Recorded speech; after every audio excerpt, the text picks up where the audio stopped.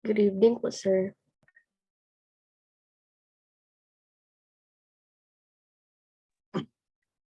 Ayan, Good naka-record evening na. po, Good evening sa sir. lahat. Good evening to the live viewers po sa Zoom at sa sa Facebook group at dito sa Zoom meeting. So sana kayo guys, before we start, hi muna kayo dyan. Kasi mataas-taas pa ating discussion ngayon. Kasi yung bio sa inyo ay ewan ko na lang. Basta prepare kayo ng mga makakain dyan at ano pa para makagising. Am I loud and clear, guys? Yes po, sir. Okay, good. So we have 37 viewers sa group at we are 21 here at Zoom meeting. Okay. So by the way, guys, this will be a full discussion for the biosci.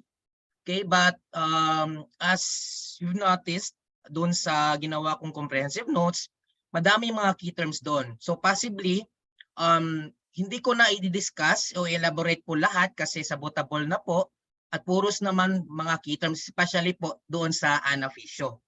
So later on, we will just have a quiz show, Q&A, so that I can gauge or we can gauge ourselves if alam ba natin yung mga terms, especially doon sa anaphysio, doon sa parts of the body and etc.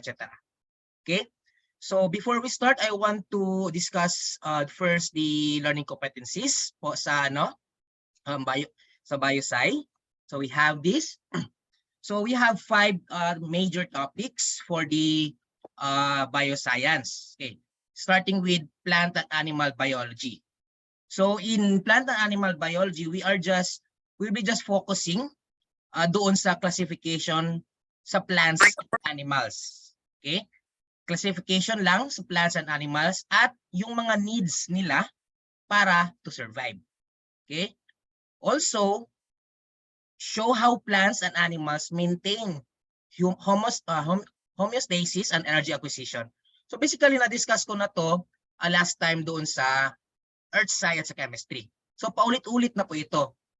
Ang napansin ko lang is, yung mga discussion, yung mga topics dito sa bioscience, plainly, is just an application doon sa chemistry at ni Earth Science last time na discussion. So I know for sure you are very familiar na more on the terms na. Second, we have genetics. So focus lang tayo doon sa roles sa chromosomes and sa genes within sa genetic technology. So as we all know, di ba? We are in the modern tech na tayo ngayon. So we should know kung ano pa ang ating pwedeng magagamit doon sa mga chromosomes and genes so that we can extend our life or make our life better. Diba? Second, identifying the benefits derived from genetic technology, okay, in the fields of medicine and agriculture. All of the things, the new innovations that na present ngayon, i-discuss natin na at the end of the discussion. So more or less, magbibigay ng questions si PRC ng mga trivia. Okay? So I hope yung mga na-research ko about innovation with respect sa medicine at agriculture, yan yung lalabas soon next month. Third, cell and molecular biology. So the basics of cell and molecule. Yung molecule, how many times na natin na-discuss ito? Remember the biomolecules, the macromolecules from proteins, fats, lipids, and the nucleic acids. Paulit-ulit. So gas-gas na, di ba? Second, characteristics and functions of the cells. The cell parts as a fundamental unit of life. Anong magagawa ni cell? Anong counterpart ni cell? So yan yung mga functions na need nating malaman. Fourth, we have microbio and parasitology. Okay? So we will just demonstrate the different diseases from the disease causing microbes. Okay? Kung ano ang mga effect nila doon sa health natin. So yan yung mga illnesses, diseases, and all of the things na pwede natin, yung mga familiar na. Okay, mga familiar na. But doon sa comprehensive notes na ginawa ko, kinumpleto ko na yon lahat. But later on, I will just pinpoint the ones na nakita ko na lumabas doon sa past na mga board exams. 4.2. We will distinguish bacteria, yung mga protists, and also si mga viruses. Okay, and their effects on humans and also with other living organisms. And lastly, the more on memorizing part, anaphysio. Okay, the functions of the 12 systems of the body. Remember, 12 systems of the body. So again, guys, please utilize the comprehensive notes. Read, and read, especially po sa anaphysio. Kasi marami talaga mga parts na need niyo i-familiarize. Okay? Starting now, I hope ganito yung gagawin niyo ha. Si anaphysio, focus kayo. At least, bigyan mo siya ng at least 30 minutes to read everything per day. And I'm sure of which, in 10 days straight, memorize nyo na yung mga parts lahat. Hopefully guys, yan yung advice ko sa inyo. Read, utilize at least 30 minutes to read everything doon sa anaphysio. Kahit lang yun. Kasi pag mayroon lang malabas na mga questions na kung ano ang mga system, anong parts na ito, anong function na ito, agad makakasagot kayo. Hindi na time consuming sa pagsasagot nyo next pag-take nyo sa lab. Okay? And lastly, as I said kanina, yung mga inventions na nagkapa-improve doon sa health natin at sa life natin. Especially this time na under pandemic tayo last few years ago. Okay? So how do we cope up? And that is mainly because of biology pa rin. Okay? So I hope you have meron na kayong mga snacks dyan, tubig dyan, etc. At yung mga kailangan nyo. So as pag magdi-discuss ako, you can eat as long as make sure na makakagising po kayo. Okay? Medyo kasi mataas dragging yung discussion natin ngayon. So more on familiarization, concepts, also the terms. Yan yung mahirap dito sa bioscience. Okay? So give me 1 minute guys and we will start the discussion sa plant animal biology. Sandali lang po.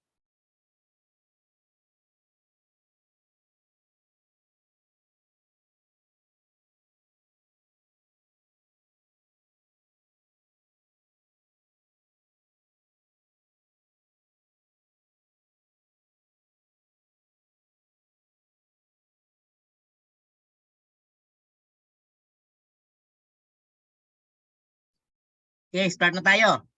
So, first topic, we have plant and animal biology.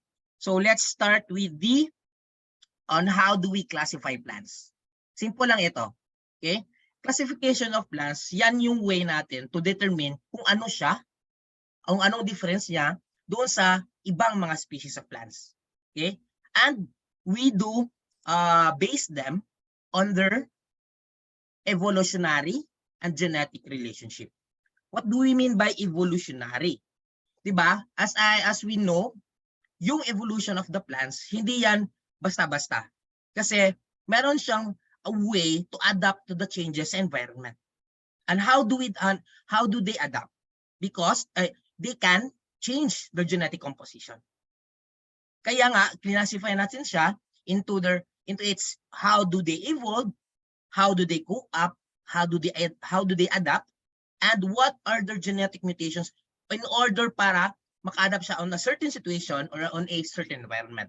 Kasi iba-iba yung area on which this plant can survive. Like for example, di ba? Yung mga different biomes. Di ba? The tropical forest, desert systems.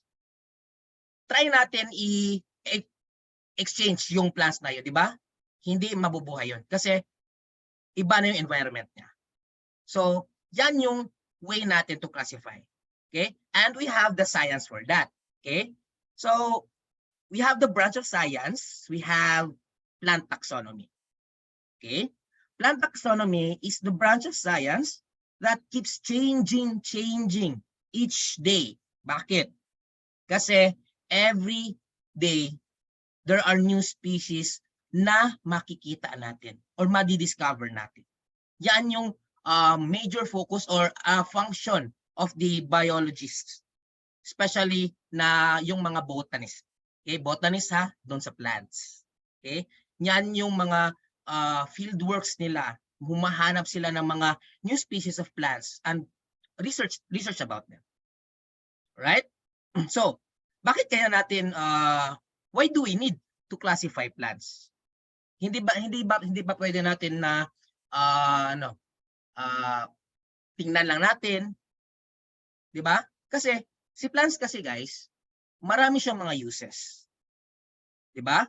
Marami siyang mga uses na pwede nating ma-utilize. They are such a wonderful resource na magagamit natin, especially for nutrition. Especially for creating homes, for medicine, 'di ba? So, we need to ensure that the right plants are named correctly para, 'di ba? Kung ma-interchange natin yung plant A at si plant B at yung plant A is toxic siya, ano mangyayari sa atin? So, that's why we need to determine its name mismo na kaibahan niya doon sa isang plant species. So, in a way, we have this plant kingdom, diba? Kingdom Plantae. So, it is composed of two plants. We have the non-vascular plants and the vascular plants. So, ano si vascular plants at si non-vascular plants? So, si vascular plants pala ay yung mga tanim natin na nagpo-possess ng mga vascular system. At itong vascular system, ito yung nagko-conduct ng food at water, di ba? At from the difference between the two, mas higher yung mas diverse si vascular compared ni non-vascular. Bakit, sir? Kasi meron silang true stem, meron silang leaves at meron roots, at meron silang xylem tissues. Okay? Yung lignified tissues na nagpro-provide support and rigidity. So basically, they can lengthen their own system, their lives nila. Kasi, plakado kasi. Okay? So, they are being generated through sporophytes, and examples for that are yung mga ferns, conifers, at yung mga flowering plants. Diba? Flowering plants pa lang, malalaman natin na always silang nagre-reproduce. Kasi meron tayong mga ages, diba? Yung wind, water, insects. Diba? And also, vascular plants are actually drought resistant. Si non-vascular naman, guys, are those that lacks vascular systems. So therefore, they are much lower in diversity, though they have stems and leaf-like structures and rhizomes.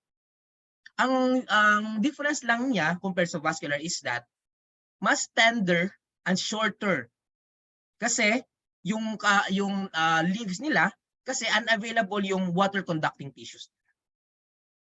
And they are being generated by gametophytes. So examples for that are bryophytes, yung mga mosses natin, yung hornworts, liverworts. And also, they are susceptible to water resources and swamps. And mga area na yon, doon natin makikita yung mga non-vascular plants. Okay? So, in these types of plants, okay, so we have what we call the annual, the biennials, and the perennials. So ano ito sila, sir? So ito yung mga tanim na nabubuhay on a such length. Okay? Meron silang time limit. Si annual, diba? From the word annual, yearly. Okay? Single season lang sila, and they are considered herbaceous. So examples for that are yung mga wheat, rice, diba? Yung mga rice natin, yung mga tanim, yung mga grains natin, diba? Every year natin hina-harvest, every year natin nagtatanim tayo. So on a one-year basis, we can collect, we can harvest them, and plant it again. Okay? Biennials are those that complete their entire life cycle in 2 years. So medyo matagal-tagal, di ba?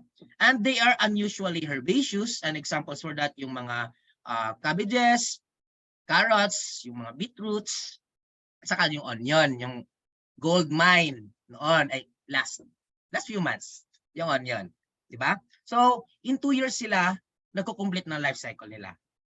And we have the perennials naman. Perennials are those having longer lifespans. And they are much woody. Yan yung mga trees, di ba? Yung mga lavenders, lilies, yung mga dianthus. Okay? They are considered woody or herbaceous. So, yan yung mga tanim natin, yung mga plants na medyo matagal mabuhay. Okay? So, this is how we classify plants according to how or the length of their cycle. So, with that, let's move to taxonomy. Okay, taxonomy, di ba? Si Kingdom Plantae, meron siyang divisions. Meron siyang classes, meron siyang orders, family, genus, at doon last yung species. So, if we base it on taxonomy, sige nga, sino nga yung father of taxonomy? Chat box nga. FB Live, chat kayo. Father of taxonomy, dapat alam nyo to.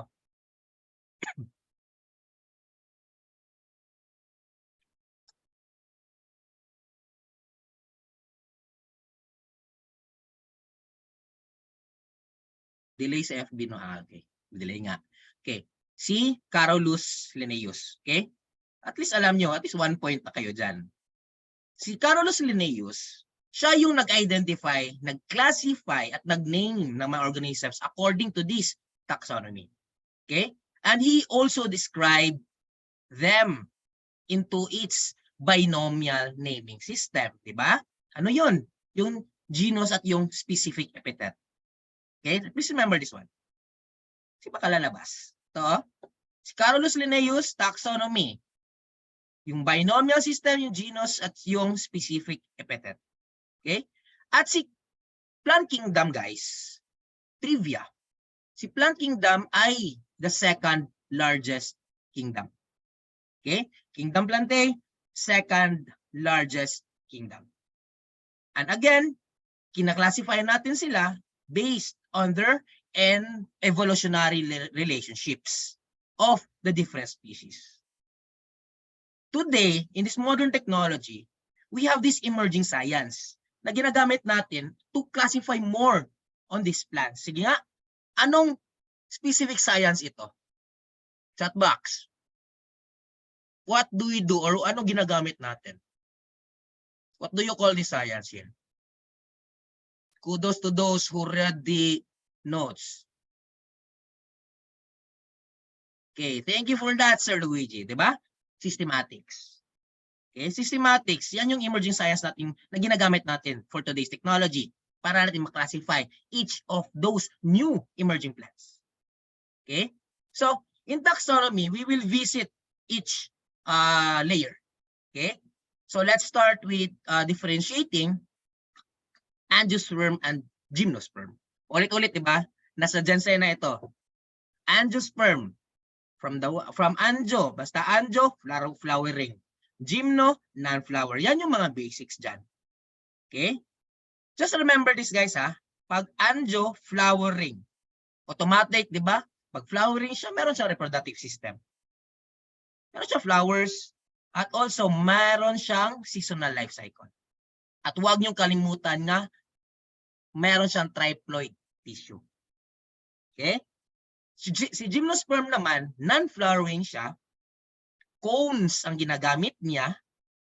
And please remember these naked seeds.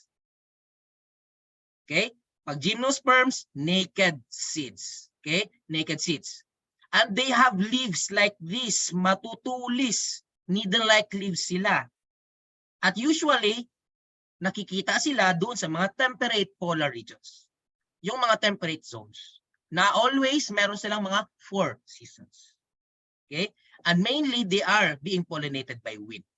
Okay? Si angiosperms naman, since flowers siya, they are mostly pollinated by animals, especially insects. And especially what insect? Yung mga bees natin. Alright? So ito yung ito yung differentiation natin.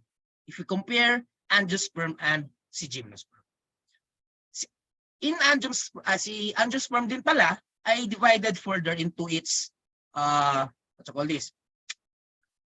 On how it generates the seeds. Diba? On how it seed germination nila.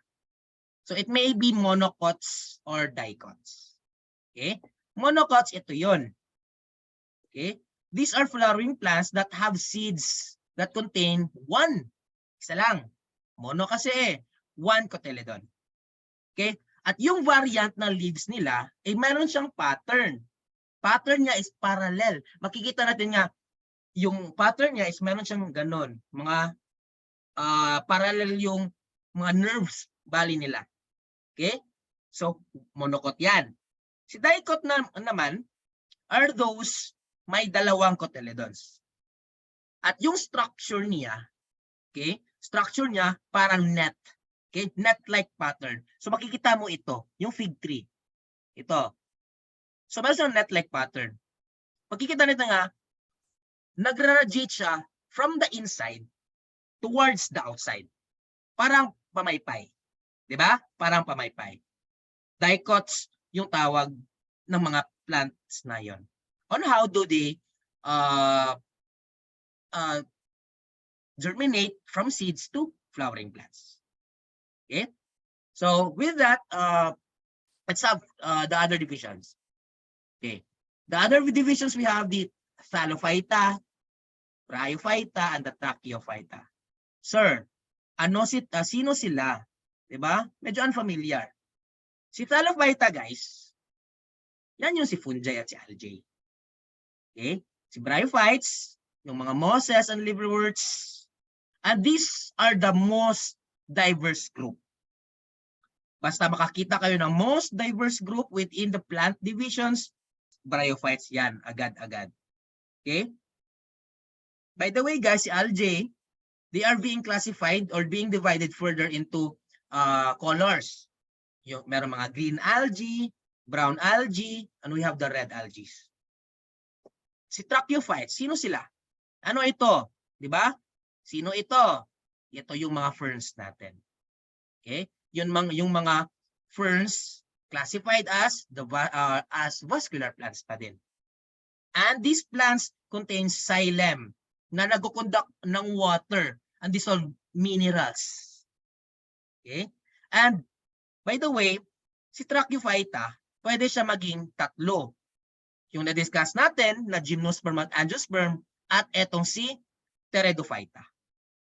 Okay? Si Pteridophyta, wala siyang flowers, wala din siyang seeds. Okay? Kasi fern-like siya, though they possess true roots, meron siyang true stems at leaves. Pero ang difference lang niya sa lahat is that they are being propagated by ano? Anong tawag doon? Anong tawag doon? How do ferns propagate pala? Sige nga, chat box. Very good, sagot agad. Yan, 'di ba? Spores, ferns, basta first spores agad. Please remember that one. Sige. 'Di ba? Very good, guys. Halatang nape-pressure na kasi malapit na ang March. Kilang. Sige. Padayon. Laban. So, next. Let's have the different kingdoms. Starting with the animal kingdom. Fungi. Diba? Ano pa? Kingdom Protista. We have the Eubacteria and we have the Archaebacteria. Diba? Ano kaya mga kinalaman nito? Kasi, itong mga kingdoms na to, ito yung nagsasakop sa whole sa whole ecosystem natin. Starting with the plants that I have discussed kanina, we have the animal kingdom. That is composed of complex multi-celled organisms na hindi nakaka-produce ng kanilang food. Si fungi, multicellular sila, pero may pero ha, si fungi, hindi din sila nakakreate ng kanilang food. Si protista, how about protista? Yung mga complex single-celled organisms, di ba? Much complex sila compared doon sa mga nito si Eubacteria at si Archaebacteria. Eubacteria naman, ito yung mga single-celled organisms na makikita natin on your gut, di ba? In yogurt and all of the things na pwede natin pang ferment and those and this and that. And lastly, we have the Archaebacteria. Archaebacteria, these are the oldest known living organisms that have adapted millions of years ago. Okay? Grabe na tong Archaebacteria, parang legendary na ito. Okay? So these are single-cell organisms na kinalimitan natin makikita doon sa mga extreme hotspots, extreme environments. For example, doon sa mga volcanoes, volcanic vents, under the ocean, doon sa mga high altitude areas, yung mga sa mga geysers, geothermal areas, this and that. Kasi nakaka-adapt na sila sa environment. Pwede na sila mabuhay doon. At usually ang kulay nila is white. Okay? White yung mga kalimitang mga kulay nitong mga Archaebacteria. So with that, ito yung mga kingdoms. Proceed tayo sa phylum, sa phyla or phylum. Ito yon. Try lang natin ito ha. Just memorize the key terms for each of these phyla. Okay? You don't need to go on research everything about this one. Just focus on this. Basta, porifera, pore-bearing. Okay? Pore-bearing, pag pore-bearing, makikita natin yung mga tanim na meron siya mga pores. Diba? Like honeycombs. Yan yung mga sponges. Porifera, pore, sponges. Yung cnidaria, we have the nematocyst or the anemones. Okay? Anemones yan ha. Platyhelminthes, yung mga parasitic flatworms. The annelids, segmented and symmetrical, yan yung mga leeches. Okay?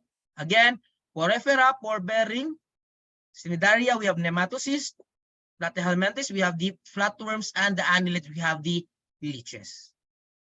Marami pa ito. We have the mollusk. Okay? Pag mollusk, shells. Unsegmented shells. Snails. Yan yung examples dyan. Arthropods. Famously known for their exoskeletons. Also with their jointed legs. Examples for that are, ito si scorpion. Chordates, yung mga vertebra. Okay? Yung mga vertebrates. Humans, dogs, cats, everything. Nematodes. Okay? Nematodes and segmented bodies. Example for that are yung mga roundworm. Ano pa? Meron pa ang isa. The last one, we have the echinodermata. Pag ito, spiny body. Pag spiny body, yan yung mga nakikita natin sa mga marine areas. Yung mga sea urchin natin. Okay? So, these are the different phylums on how do we classify them according to their physical structure. Basta phylum structure. Okay? Remember that one. Phylum, in the each of the kingdom, basta phylum structure yung dinifferentiate natin dyan. So, to sum up, ito yun lahat. Classification of animals, we have the vertebrates, invertebrates. Sa vertebrates, either warm-blooded sila or either pwede silang magiging cold-blooded. So, what is the difference between warm-bloods and the cold-blooded? Tayo, warm-blood tayo, di ba? We have a specific normal temperature. Okay? Kasi we have the capability to adjust our own temperature doon sa environment natin. Okay? Meron din yung capability dyan. Yung mga cold-blooded, wala silang capability doon. Hindi nila kayang mag-regulate na kanilang temperature. Okay? Kasi ang internal temperature nila is dependent doon sa outside forces. Kasi ako, pag ako si frog, ako cold-blooded ako. Gusto ko mainitan, hindi, I will let myself doon from the rays of the sun para regulate natin. Para ma-regulate yung temperature ko para hindi na ako gumiginaw. Diba? And some of the animals do hibernation. Diba? Or nagdidig ng holes. Ano pa? So, yan yung mga different adaptations nila. Ano pa? Invertebrates. Invertebrates can be classified either jointed or without legs. Pag jointed, 3 pairs, we have the insects. Yung mga creepy crawlies natin. Pag more than, yan yung mga arthropods na. Okay? Without legs, worms, yung mga parasites. So, these are the different animals. So, animals, we, as a whole animal kingdom, we need something, resources for us to survive. One of which is we have, siyempre, nutrition. Diba? We need food to adapt, to live on, para hindi tayo gutumin, ano pa, para makasurvive tayo. Ngayon nga, I'm sure of which, marami sa iyo ngayon na kumakain ng dinner. Pag hindi kumakain ng dinner, walang brain cells na mag-aandar, di ba? So, si nutrition is just the process of taking in, taking apart, and taking up all of the nutrients sa saan galing? Doon sa food natin. Okay? And we have 4 food processings. These are the processes that we need to utilize the food that we take. Starting from ingestion, digestion, absorption, and lastly, elimination. Ingestion, start tayo dito. Ito yung process of taking in food substances. Okay? Each of the animals, each of the species, iba-iba yung ways to ingest foods. Tayo, meron tayong mouth. Yung mga birds, meron mga beaks. Diba? Others have special cavities. Okay? Examples for that are those yung mga microscopic animals natin. Meron siyang special cavities na inaalaw niyang entrance ng food. Same wish doon sa mga microbes na gumagamit ng tinatawag nating phagocytosis. Okay? Phagocytosis, yan yung way to utilize food particles na ini-engulf nila. Okay? Sinasama nila sa kanila, patungo sa kanilang system. Okay? Thus creating this what we call food vacuole. After that, from ingesting everything, ingesting the food that we eat, dinadigest naman natin. Okay? How do we digest that? Through mechanical digestion and chemical digestion. Simply saying mechanical is the physical breaking down of food. Bakit need natin na bini-break down physically yung food? Tayong humans. Bakit kaya? Hindi ba pwede natin na may isang sliced bread, kainin natin diretsyo? Diba? Pwede ba? Hindi pwede. Kasi the more that we break down the food, the more it will go to its chemical basis para madali yung metabolism natin. Okay? Yan yung purpose dyan. To break down more and to make it fast. Kaya si mechanical at si chemical works hand in hand. Chemical digestion is simply saying breaking down complex molecules into simpler molecules. Through what process? Sige nga, anong process nga ito pag chemical digestion? What process is this breaking down of complex molecules into simpler molecules? Anong tawag nito? Chat box, live people, FB. Sagot kayo dyan.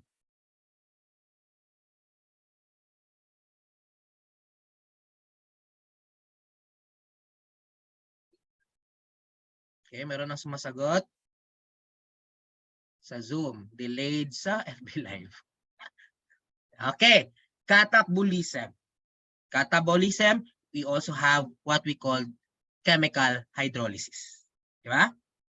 So, both of them can be either which makikita natin on how do we utilize on a cellular basis. Pwede siya maging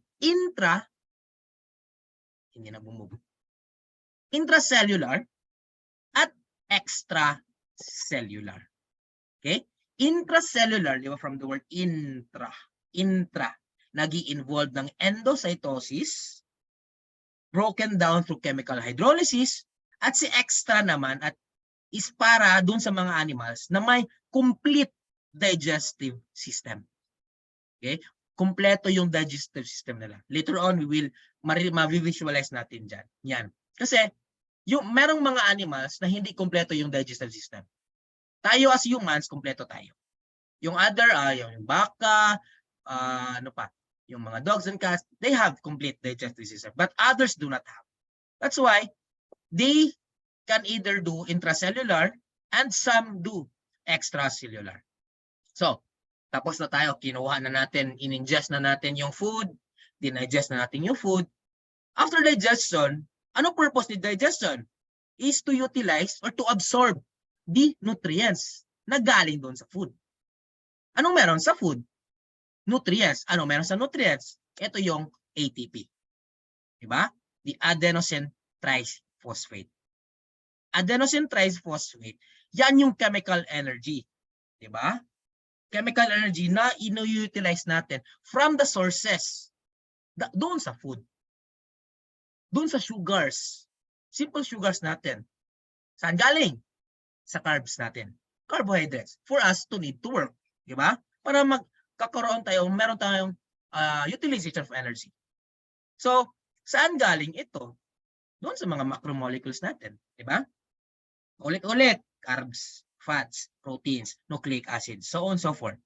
From those macromolecules, diba, binibreak down to simple molecules, then ina-absorb natin sa body. Okay? And lastly, saan? Meron namang tayong tinatawag na mga waste products. So need natin silang i-eliminate. Okay? The last part or the last process, we have elimination or what we call digestion. So, yung mga semi-digested food natin, diba? After how many hours, it will become waste. Okay? And then it will be eliminated outside the body, of course. And also, in this portion, sa body natin, sa digestive tract natin, yung water dito is nire-reabsorb niya. Nire-reabsorb niya until such na wala na siyang makukuha doon. Okay? Yan yung urine natin. So, reabsorb the water, and at the end, ilalabas. Okay? It will be eliminated or digested out sa ating body. So, ito yon, one of the basic needs on how animals to survive. The next one is we have circulation and gas exchange. Of course, we need air to breathe. We need air to survive. Diba? And circulation and gas exchange, meron siyang dalawang types or kinds. So we have the open circulatory and the closed circulatory. So in animals, yung mga thin body, yung mga animals mga thin bodied, rely always on diffusion. Okay? Ano si diffusion, sir? Okay, dito na naman, diffusion. Pag diffusion, ma-remember natin yung active transport, yung facilitated diffusion, di ba? Later on, i-discuss natin yan. Okay? So, diffusion. Yan yung movement doon sa mga substances from high concentration to low concentration. Okay? Basically, nagtatransport lang siya ng substances. Bari courier lang siya. LBC po siya. Okay? LBC, diffusion, yan yung LBC natin. Or J&T. Ano pa yan? Shopee. So, with that, tinatransfer sila using these two methods here. Open or closed circulatory. Open. Si blood dito is not fully enclosed in a certain vessel. Okay? And it is pumped out of the system via the ostium to the sinus. Please remember this pathway here. From the ostium to the sinus. And then, pag open circulatory, ang nangyari dito is, yung heart natin, pag nagko-contract, yung fluid goes out sa system. And once the heart relaxes, nagre-return siya. Yan yung capability of us to breathe, di ba? To pump out blood. And with that, excuse me, and as the blood goes directly to the tissues, di ba? Galing na sa heart, pinapump niya outside sa heart. Si blood pumupunta doon sa mga tissues. At nagmi-mix po siya doon sa mga fluids na nagsusurround doon sa mga tissues natin around the body. And this is what we call the hemolymph. Okay? So basically in this setting, si circulatory at si respiratory, yung dalawang systems na to is basically independent siya sa each other. Okay? Let's have closed circulatory. Yung circulatory fluid does not go out of the vessel. Okay? Hindi siya lumalabas. Bawal lumabas pag closed circulatory. So anong nangyayari dito, sir? Ito yon. Ang exchange, nag-occur doon siya, diffusion. Via the capillary. Again ha, pag diffusion, kaakibat niya si capillary. Saan? Doon sa interstitial fluid. Okay? Dito yon nangyayari. Okay, sige. Let's move forward. Gas exchange. Gas exchange, by definition, or it is also called this respiratory exchange or respiration. Please do not misinterpret that doon sa cellular respiration na iba-kaiba po yon. Okay. Si gas exchange, nag-involve ng dalawang gas. Ano yon? Sige nga. Chat box. Live people. Comment. Para makahinga din naman ako.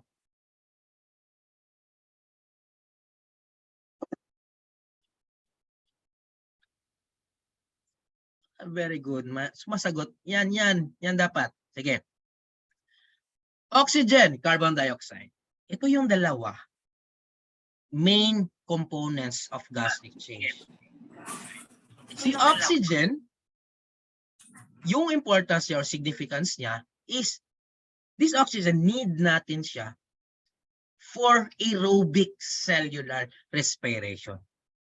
Kasi we need to extract the ATP, the adenosine triphosphate, doon sa food. At si oxygen, ang parang triggering device niyan. Kasi pag wala siya, walang mabubuong ATP. Walang mabubuong energy. Carbon dioxide, on the other hand, is the gas that must be released to prevent physiological pH in tissues from being acidic. Kasi pag always pag hindi lumalabas si carbon dioxide, magiging acidic yung ang system natin. So need siya na ilalabas. Kaya binibreath out natin siya. Okay? So with that, sabi ko kanina, pwede siya maging aerobic or anaerobic. Anaerobic versus anaerobic talks about more on oxygen. Kasi si aerobic requires oxygen, si anaerobic naman is without oxygen. Pag nagproduce ng energy. Okay? So, to acquire oxygen pala, meron tayong mga ways and means. Every different animal, magkaiba. Okay? Because there are such animals na nag-evolve na siya to adapt to these changes. Some of which has thin respiratory structure. Some of which meron siyang moist respiratory surface. For example, yung mga frogs.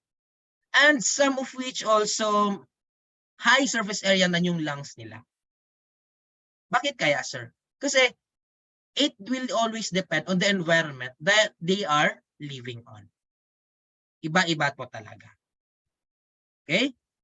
So, ito yung examples dyan. So, si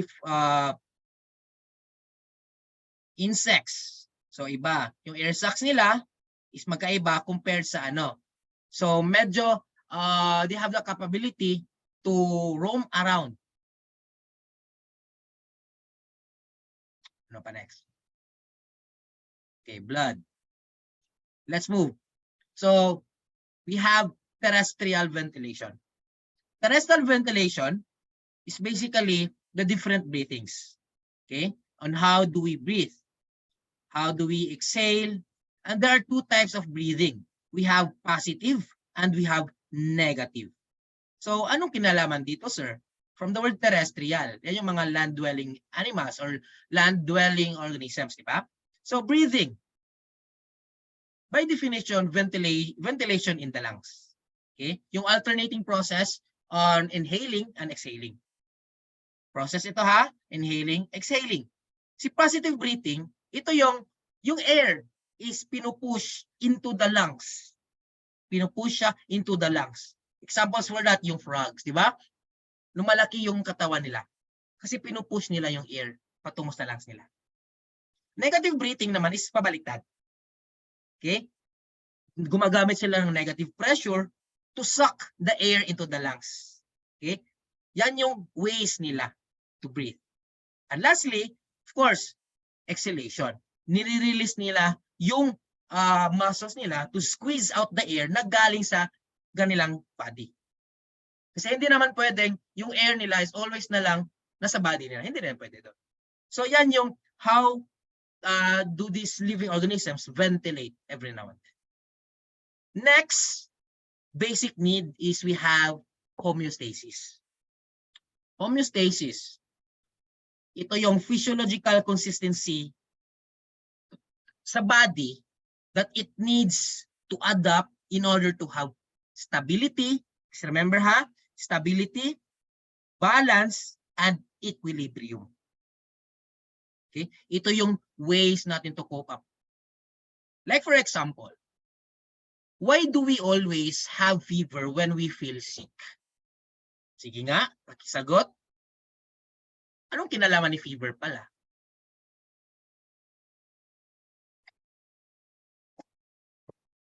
Comment nga. Bakit kaya tayo nilalagnat?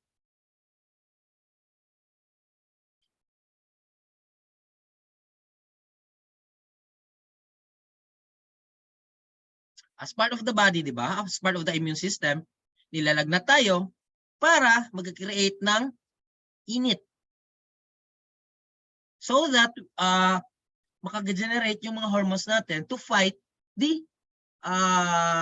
invaders doon sa labas. Yung mga diseases, the different microbes. Kaya tayo nilalagnat. It is one way on how do we change to adapt to the fluctuations doon sa environment natin. Okay? We need to regulate, especially pag we are talking about homeostasis, we are talking about temperature. Okay? On how do we adjust our body. Okay?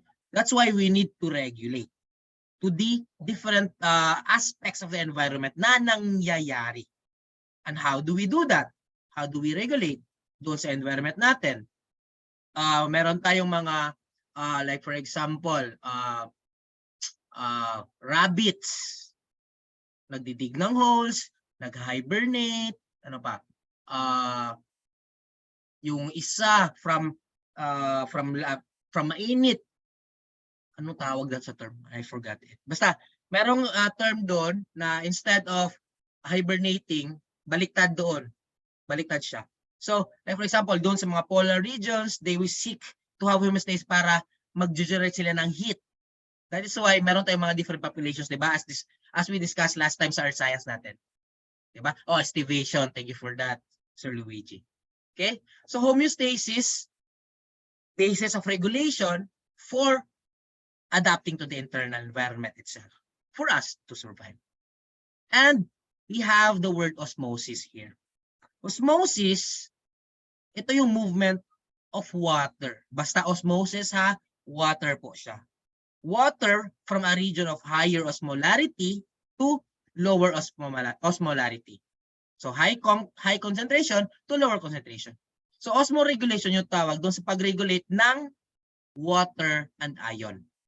Okay? Yung balance ng water and ion. Osmosis yung process. Yung osmoregulation is the way does this our body to regulate the water and ion doon sa body system natin. So homeostasis may either be conformers or regulators. Saan itong regulators? Okay, regulators. So conformers, para unfamiliar word, di ba? So ito yung mga animals on which they can copy the said environmental factors. Okay? So kinakopy lang nila. Pwede sila maging osmoconformers, pwede sila maging thermoconformers. So they allow the osmolarity of their body fluids to match that of the environment. Kino-conform nila. Okay, yan yun. Kino-conform. Unlike ni regulators, mini-maintain lang nila. Okay? Mini-maintain lang nila. So, ano nga yung sample nito? So, conformers kino-conform to copy para maka-create sila ng duplication na pwede nilang magamit. Regulators, mini-maintain nila as their own body to survive. Okay? So, this is for another homeostasis. Meron pa. We have also with respect to nervous systems. Pwede tayong mag-regulate ng reactions, either negative feedback or positive feedback. Si negative feedback, ito yung regulate reactions. Okay? Pag negative feedback, it will ensure the continuance of the reaction. Okay? Hindi pa na. Baliktad. Negative feedback, nag-regulate ng reactions. Si positive feedback, nag-ensure ng continuance. Si negative feedback, pwede tayong gumagamit ng thermoregulation, carbon dioxide concentration, at blood sugar level. Diba? Sa body natin, automatically, ni-regulate ng body natin yung blood sugar at carbon sugar concentration natin. At also temperature. Always tayo nagme-maintain. That's how our body regulates. Si positive feedback naman, for example, ito is yung threshold electric to larger action potential, blood clotting, at also events in childbirth. So, ito yung mga changes, okay, in terms of homeostasis. And how do we change that one? How do we manage na okay siya, na hindi siya lalagpas, hindi siya lalagpas doon sa threshold? Kasi we can control this one through homeostatic control. Okay? So, we have this one. So, from stimulus, so ito yung triggering. Okay? Galing sa stimulus, sinesense natin kasi meron tayong receptor organs. Yung mga sense organs natin, di ba? To detect change. Example of sense organ, yung seeing, di ba? Hearing, tasting. All of the senses, the 5 senses. And after which, saan pupunta? Sa control system. Sige nga. Saan nga ang control system sa body? Chat box, comment. What body part is the control system? I-review na natin yung beneficio, ha?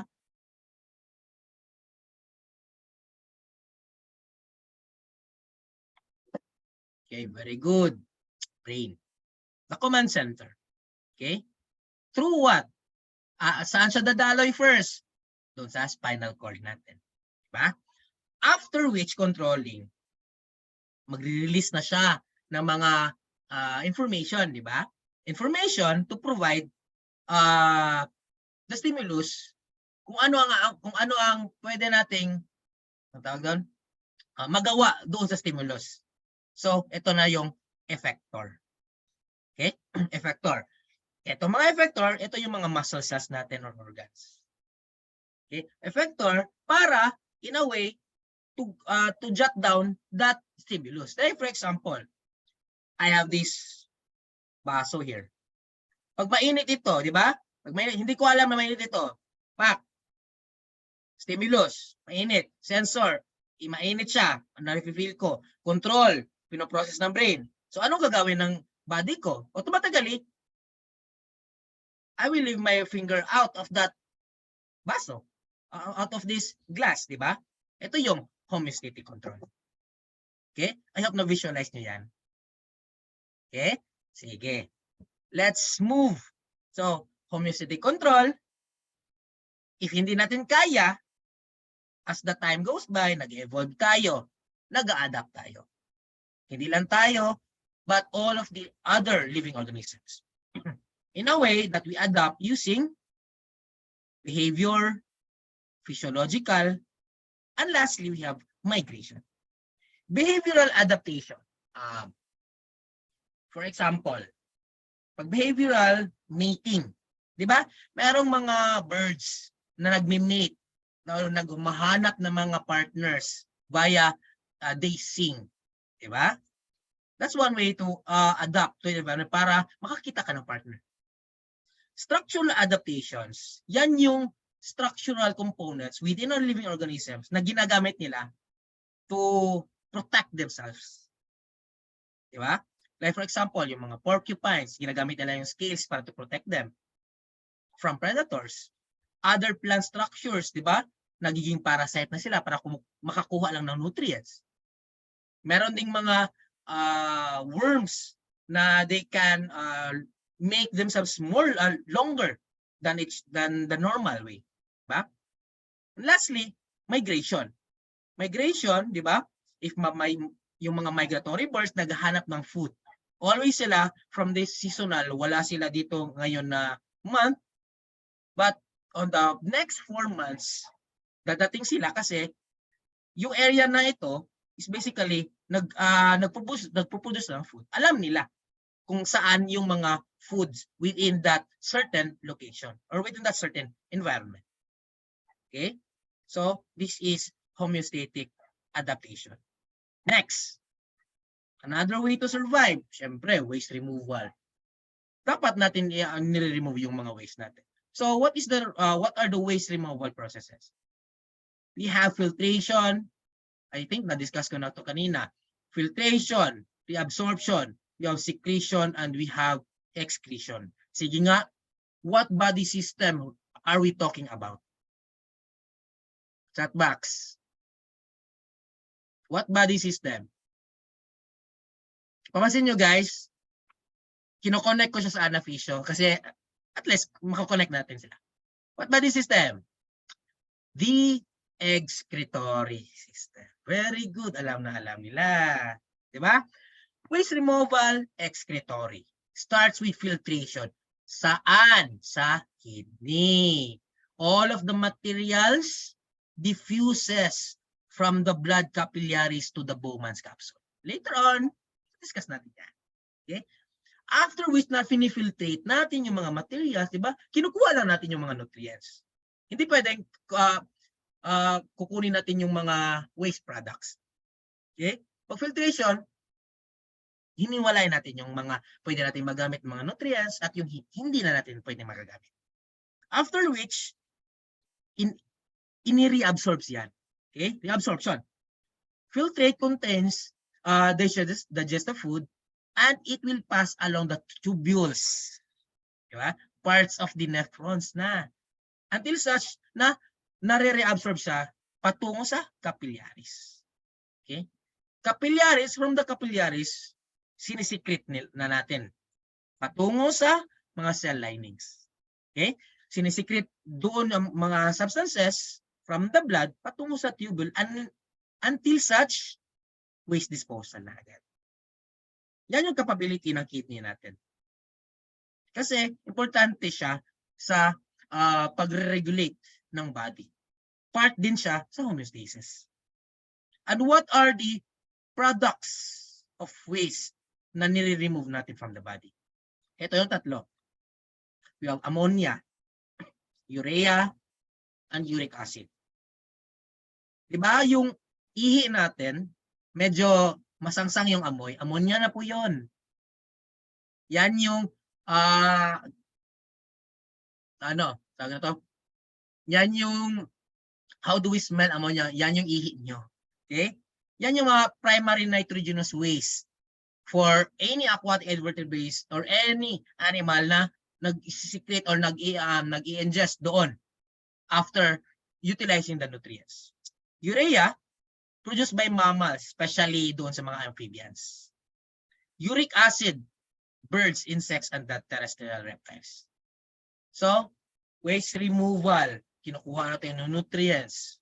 After which, meron din tayong tinatawag na for us to survive, immunity. Diba?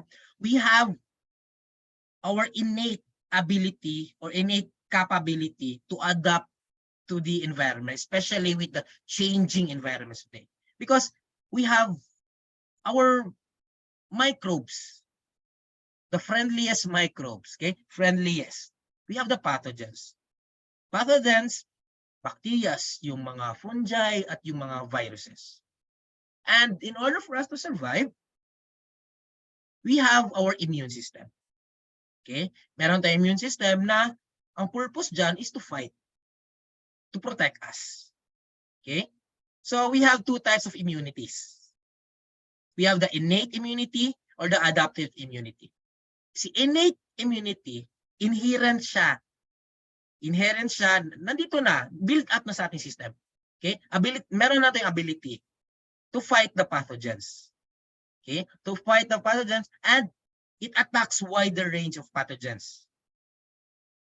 Si adaptive naman is yung immunity na minomodify yung response niya in defense of the changes. Okay? Kaya nga, slow response siya pag adaptive. Kasi ina-adapt mo pa, kinukuha mo pa kung anong pwede mong gawin sa kanya. Unlike the innate immunity, yan na yung function niya. Okay? So si innate, we have two types of defenses. Barrier defenses, yung skin natin, di ba? Mucous membranes, yung mga secretions, different glands, yung sebaceous glands, yung sweating natin. Adaptive immunity, yung mga responses. The response to the stimuli. Okay?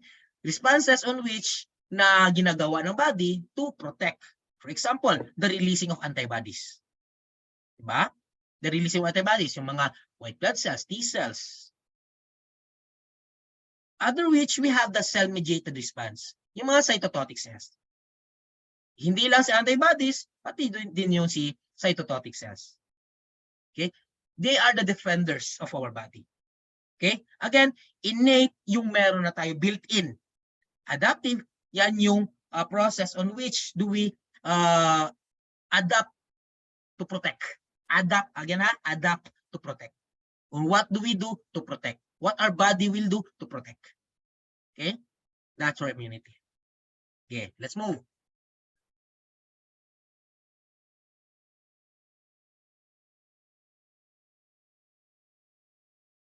Let's go to hormones.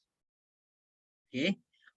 Hormones, we are talking about the different types of hormones na has different functions na pwede natin magagamit in a specific response. Okay? So, what are hormones for? Anong significance niya?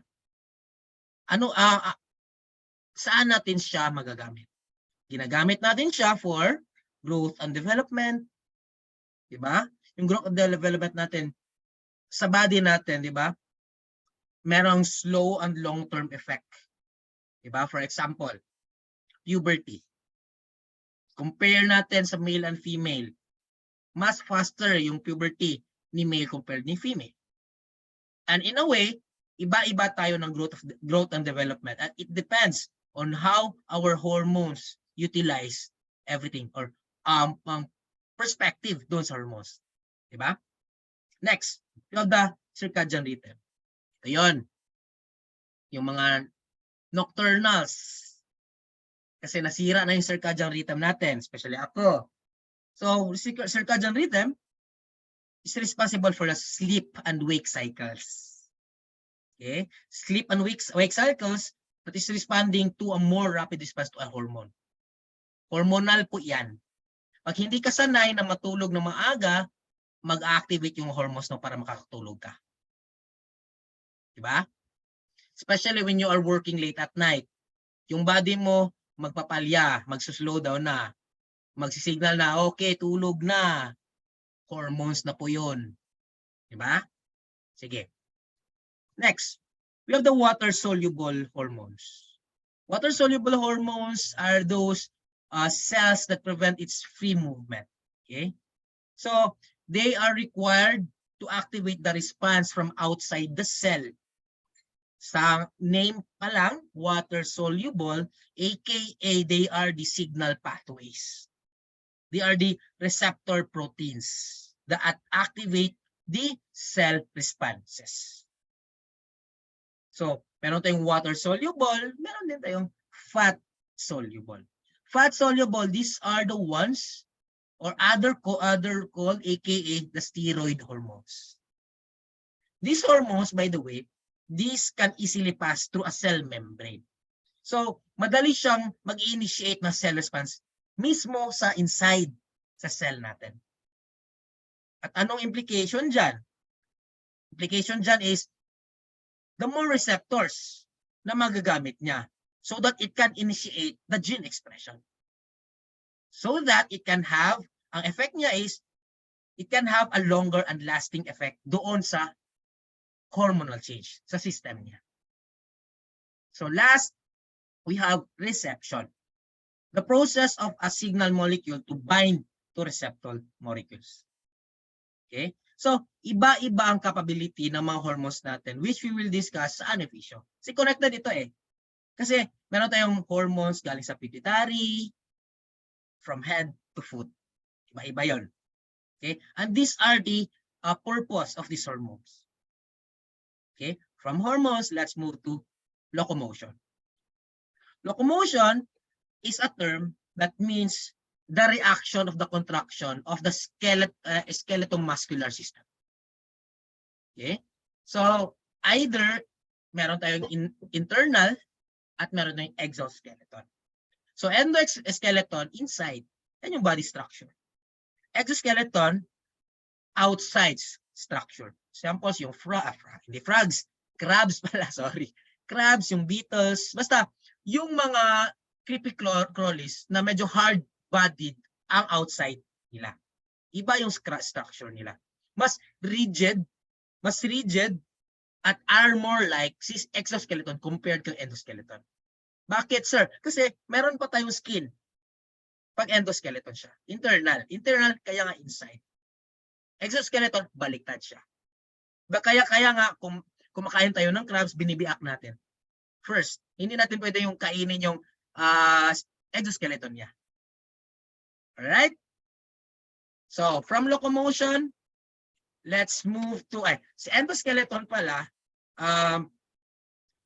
pwede siya maging axial skeleton, vertical. Yung axial skeleton natin is from head to foot. Diba? From skull to backbone, rib cage. Appendicular skeleton, horizontal. Yan yung mga bones natin na kasama on a vertical basis. We have the arms natin, legs, fins. Okay? So, yan yun sa skeletons. So, from locomotion, let's move to sensory. These are the different sensory receptor types. Diba? Sense organs, vision, hearing, hearing, olfaction, taste, touch, and interoception. So, iba-iba yung receptor type niya. Pwede siya maging electromagnetic, mechanoreceptor, diba? Respond to physical stimuli. Mechanical. Chemoreceptor, chemicals. Okay, it detects chemicals. Thermoreceptors, init, temperature. Pain receptors, syempre, possible tissue damage na siya. Kasi nag-i-inflict na siya ng pain. Nafe-feel mo na yung pain niya. Okay? So, ito yung mga different receptor types on different organs. At yung mga stimulus nila, ito yon.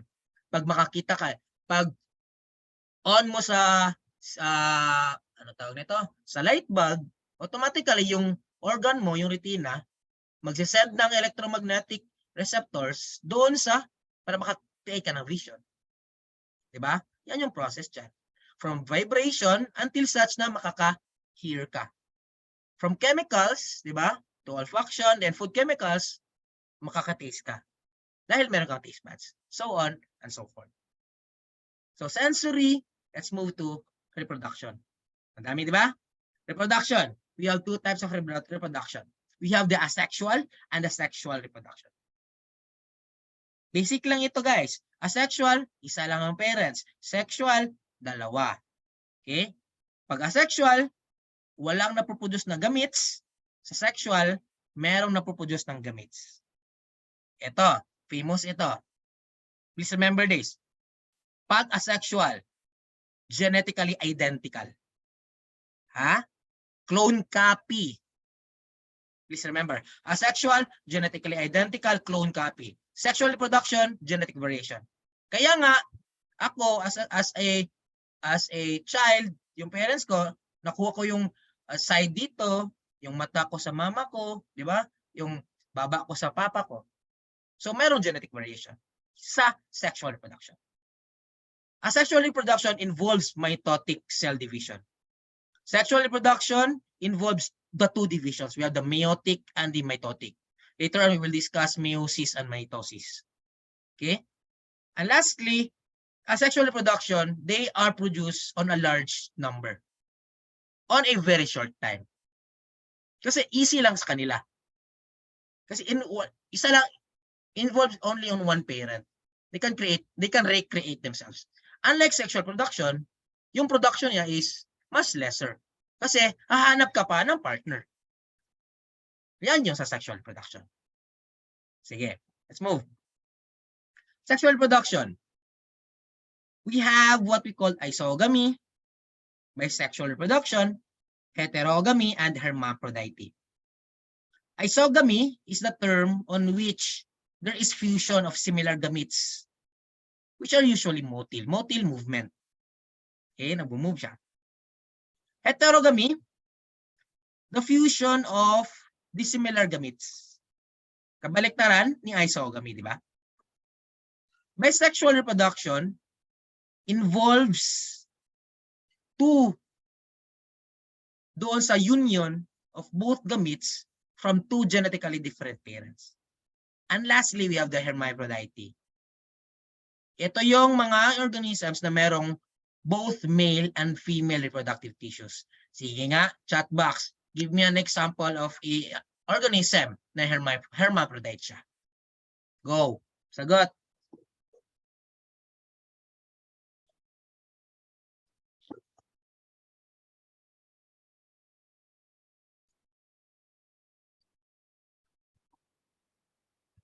Sure ako, isa lang na organism alam nyo.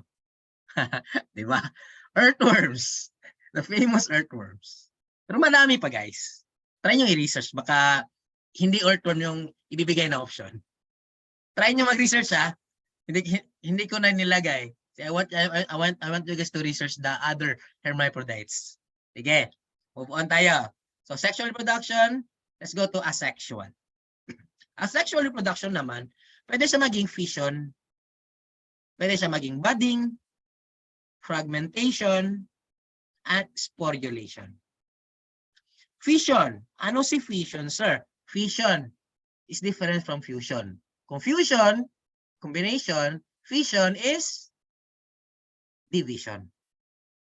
Diba? Fission, division.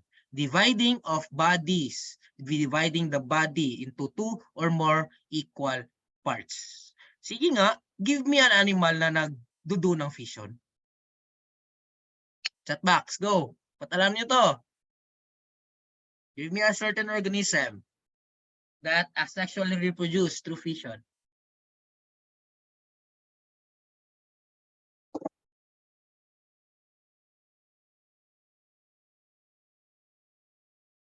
We have bacteria. Diba? All of the bacterium that you can find. Budding. Okay, budding. A new individual arises as an outgrowth. Yung bud niya. From its parents. Develops organs like those of a parent and then detaches itself. Sige nga. Give me an example of a animal or an organism that undergoes asexual reproduction. Sa budding. Sige nga. Chat box, sagot. Live people, comment kayo dyan. Alam na halam. Di ba? Pag fission, bacteria. Pag budding, hydra or chorus. Very good. Kudos, kudos. Sige. Let's move to fragmentation. Itong gusto ko. Mabilis sumagot. Fragmentation. Okay. Body breaks into two or more parts with each fragment capable of becoming a complete individual. Sige nga, give me an example of an organism that undergoes fragmentation. Go.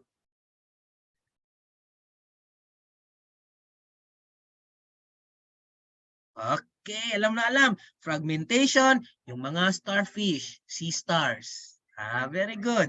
Last, asexual reproduction, sporulation. A new individual forms from an aggregation of cells surrounded by a resistant capsule or spore. Sige nga, give me an example of an organism that undergoes sporulation. Chat box, sagot. Live people, comment.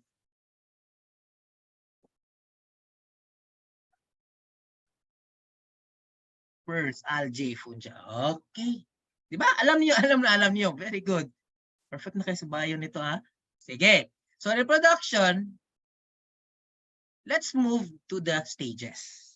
Ito yung ang always lumalabas at ang pinakamahirap i-understand. Promise. Mga ilang oras ko itong ni-review.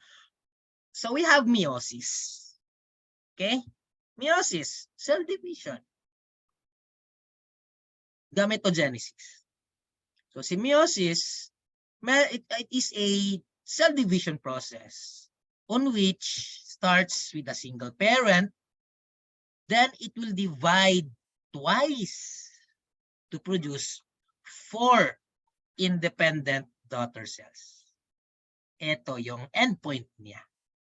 From meiosis 1 to meiosis 2. From a single parent to 4 independent daughter cells. Meiosis, it comes from the word meiosis, meaning lessening. Lessen. Okay?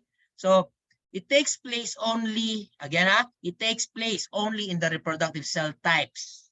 Ano ito? Yung spermatogenesis at yung oogenesis. Yung sperm at si egg cells. Simple lang yon. Spermatogenesis sperm, oogenesis yung egg cell. And for that, for a cell to undergo meiosis, anong requirement dito? Si diploid ba or si haploid? Chat box. Anong requirement ni meiosis? What chromosome? Diploid, haploid?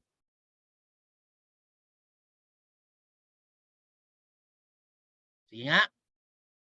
Pag meiosis, for a cell to undergo meiosis, it must have a what chromosome number? Yung diploid, 2, and haploid. Diba? So, nag-i-involve siya ng 2 successive stages. Again, I-mention ko na kanina, yung meiosis 1 at si meiosis 2. And each stage, meron siyang kakibat na prophase, metaphase, anaphase, at telophase. Okay? So, ano ito? Let's try to differentiate lang. Key term lang tayo dito kasi mataas kasi it will require at least 3 meetings to understand everything about this. So, key terms lang tayo dito para at least alam na natin yung isasagot natin if ever makaka-encounter kayo ng isang question patungo sa left. So, ito yon. Interphase. We have the G1 phase up to the mitosis phase. So, G1, S, and the G2. Okay. Please remember this, guys. Key terms lang tayo. Again, key terms lang tayo. Hindi ko na i-elaborate mismo. Okay? G1 phase, we are talking about the organelle replication. Okay? Nagre-replicate ng organelle in 10 hours. Please remember, G1 phase, organelle replication, 10 hours. Going to S phase, anong nangyayari dyan? 10A replication. Kaya it requires 5 to 6 hours to undergo. Next, from S phase to G2 phase. Ano ito? Safety gap. 3 to 4 hours. And until such, it will reach the mitosis stage, which requires 2 hours. Ito lang yung sa interphase, guys. Again, please, key terms lang tayo. G1 phase, organelle replication. S phase, DNA replication. G2 phase, safety gap until magre-reach siya ng mitosis. And meron siyang kaakibat na hours na time limit niya. Yung time span niya for that phase. Okay? Interphase. So, ito yon. Bago pa, preparatory phase ba ha? Remember ha? Interphase, preparatory phase. Sige, let's move. Prophase naman. Pag prophase, ito yun. 5. You have the leptotin, zygotin, hepatic at diplotin at diakinesis. Okay. Leptotin. Key term lang ha. Please write down. Leptotin, prophase begins. Nagsisimula siya at the start. Okay? Zygotin, ito yung nangyayari yung mga synapses. Okay? Synapses. Pachytin naman, crossing over. Nag-exchange na ng non-sister chromatids. Diplotin, nag-end na yung synapses. So tapos na yung pag-crossover ng chromosomes. And lastly, diakinesis. Nag-end na yung whole prophase. Simple lang. Okay? Key terms lang tayo kasi yung sa mga questions sa LET is basically key terms lang din. For example, I will give you an example ha. What stage in the prophase phase of meiosis does crossing over of DNA happens? Pag crossing over, pag makakita kayo ng term na crossing over, pachytin agad. Pag synapsis, nag-end yung synapsis, diplotin agad. Yun lang, simple lang. Don't read the whole book. Please don't read the whole book. Just see to it that makikita mo yan ng mga key terms na yun. Because it will get you confused if you understand everything. I tell you guys, just see to it. Kasi isa lang yan na question. Isa, dalawa, tatlo. Okay? Just focus on the notes that I have given you. Yun lang. Sige. From prophase, interphase, prophase, metaphase na tayo. Okay? Metaphase is basically, tapos na ito metaphase ba? Okay. Metaphase, anaphase, telophase. So anaphase, this is where the chromosomes, yung dalawang sister chromatids nila, nagse-separate na. Unlike ni metaphase, nandyan pa siya sa centromere sa spindle fiber. So incorporated pa siya. Again, prophase, yan yung triggering phase. Metaphase, steady phase. Anaphase, nagse-separate na yung chromosomes. Okay? Telophase naman, ang nangyayari dyan is, yung chromosome, nagsa-stop na siya na nagmamigrate from each pole. So, nagse-separate na siya. And it contains a certain haploid number of chromosomes na. Okay? And, because nag-separate na sila, yung dalawang daughter cells, i-envelop na siya, meron na rin siya na-develop ng nuclear envelopment. Okay? Na-form siya around the chromosome. And for that, yung mga spindle fiber, nakakibat niya, mawawala na. Until such na it will undergo cytokinesis. Ito na yung part na nagdi-divide na siya, nag-involve na siya ng division of the cytoplasm para magka-create ng dalawang daughter cells. Okay? Yan yung end part. And in most cells, si cytokinesis, nag-occur siya at the same time sa telophase. Sabay silang dalawa. Kasi, si telophase, nagsiseparate pa lang. Until such na, cytokinesis, separated na siya agad. Yan yung stages, di ba? Let's have it simple. So after cytokinesis, doon sa meiosis 1, ginagamit din siya going to meiosis 2. Okay? Stage 2 na tayo. Prophase 2, this is the part on which the nuclear membrane nag-initiate siya to break down.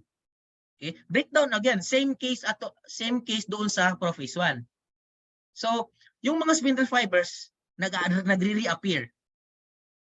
And then, siyempre, division again. So division, it will divide the centriole na galing doon sa dalawang daughter cells, forming into 2 pairs of centrioles na. Okay? So 2 pairs. Yung 2 pairs na yan, magdi-divide again para sa ika-4, forming the 4, the final. Diba? So prophase, let's go to metaphase. Si metaphase is basically, makikita natin yung arrangement niya. Okay? Yung arrangement niya doon sa chromosomes niya is naka-arrange siya on the equator of the cell with the help of the spindle fibers. This one. Okay? So bali, yung structure ng spindle fibers para siyang structure ng isang house, building structure mo. Pag wala yung building structure, hindi makakatayo yun. Yan yung purpose ng spindle fiber. At in this metaphase, nagdi-divide na yung centromere niya, producing 2 sister chromatids. Okay, with each spindle fibers na naka-attach doon sa chromosome. which proceeds to the anaphase. Again, anong mangyayari ka anaphase? Pinupull niya towards to the opposite poles. Sineseparate na niya. Okay? Once we separate, it will undergo to telophase 2 as cytokinesis to produce what? Anong result? 4 na non-identical haploid daughter cells.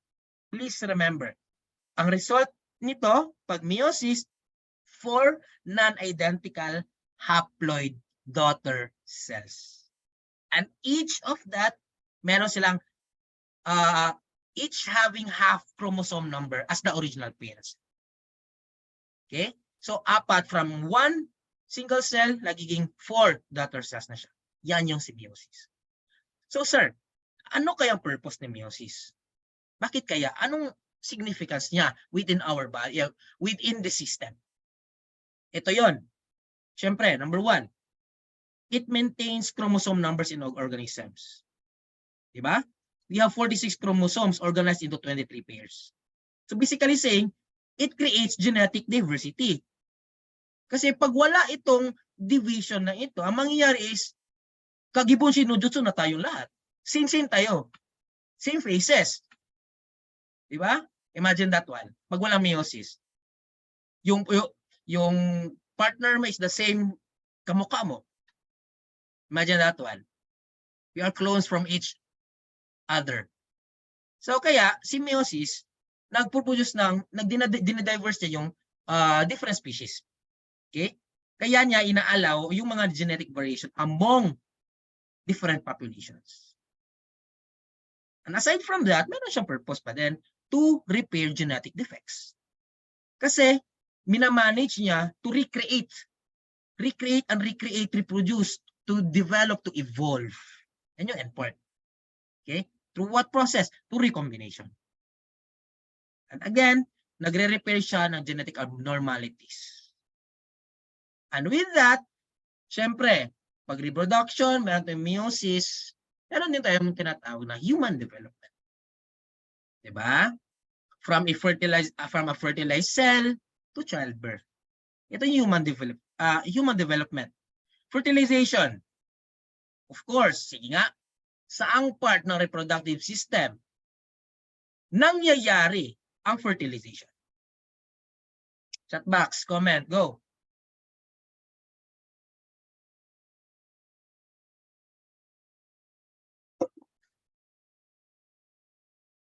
Baka ano ha? Nasa mata.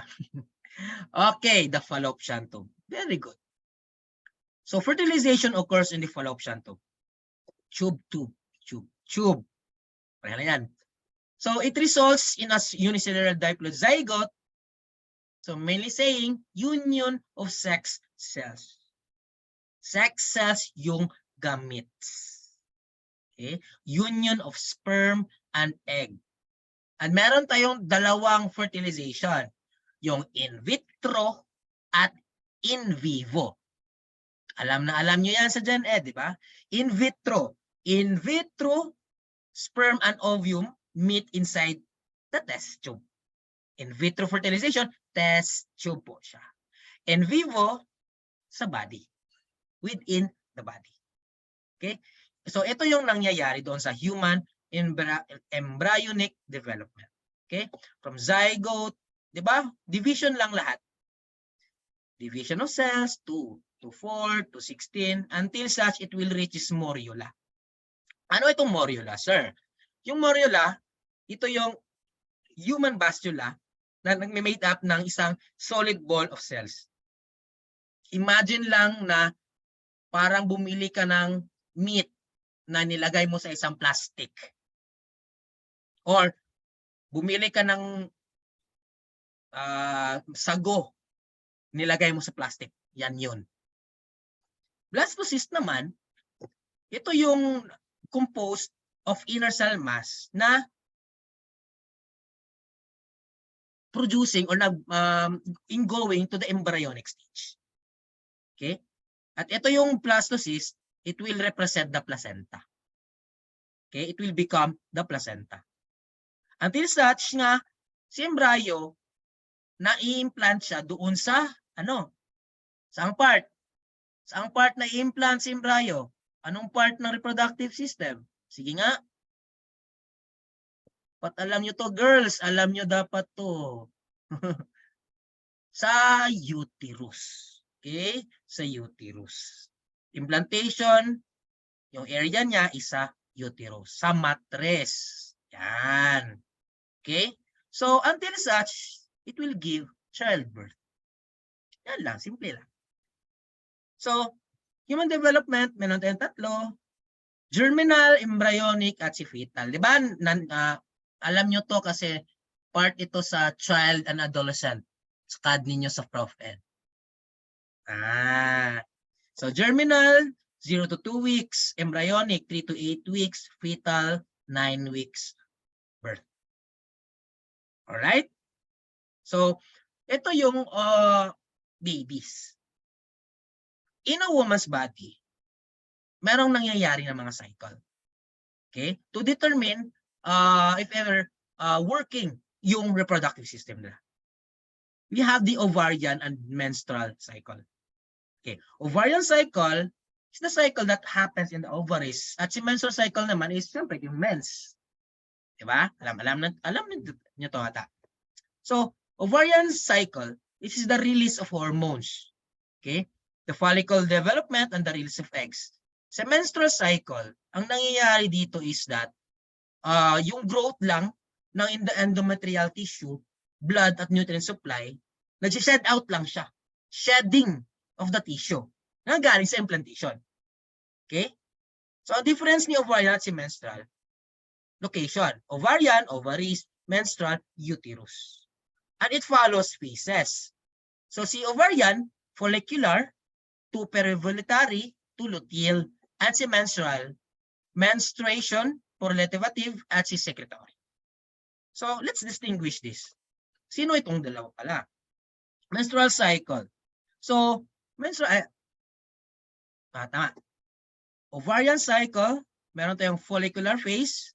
Ito, diba? As part of the menstrual cycle. It is where the follicles begin to mature.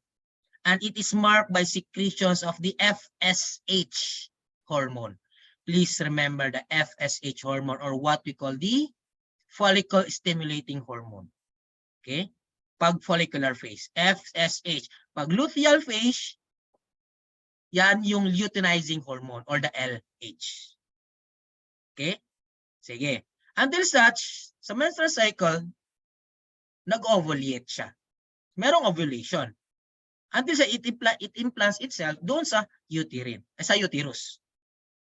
So pag uterus na, ang nangyayari dito is that ang part na ito, in a general term and a layman's term, yung period. Okay? It corresponds to the early part of the follicular phase of the ovaries, days to 1 to 5, na nag-degenerate siya. Diba? Once na nag-degenerate, nagproduce siya ng discharge. Yan yung menstrual discharge ng mga babae. Okay? So, ang nangyari ito is, nagdi-discharge sila ng blood. So, it undergoes to the proliferative phase and the secretory. So, meron yung tinatawag natin 28-day cycle na dapat talagang malaman ng mga tao. Okay? So, you know na the difference between menstrual cycle and the uterine cycle. So, how do we, let's proceed to the different contraceptions na ginagamit to avoid, to suppress pregnancy. So, contraceptions, we have suppressing methods like ovulation, barrier methods, chemical, surgical, implantation, at si abstinence. Sige nga, sa kanilang 1, 2, 3, 4, 5, 6, sa kanilang 6, sino ang pinaka-the best method here? Chat box. Boys, alam nyo dapat to, boys.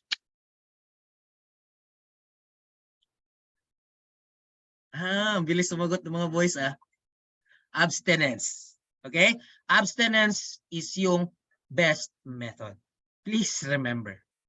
Ovulation, ito yung mga, sige nga, ovulation.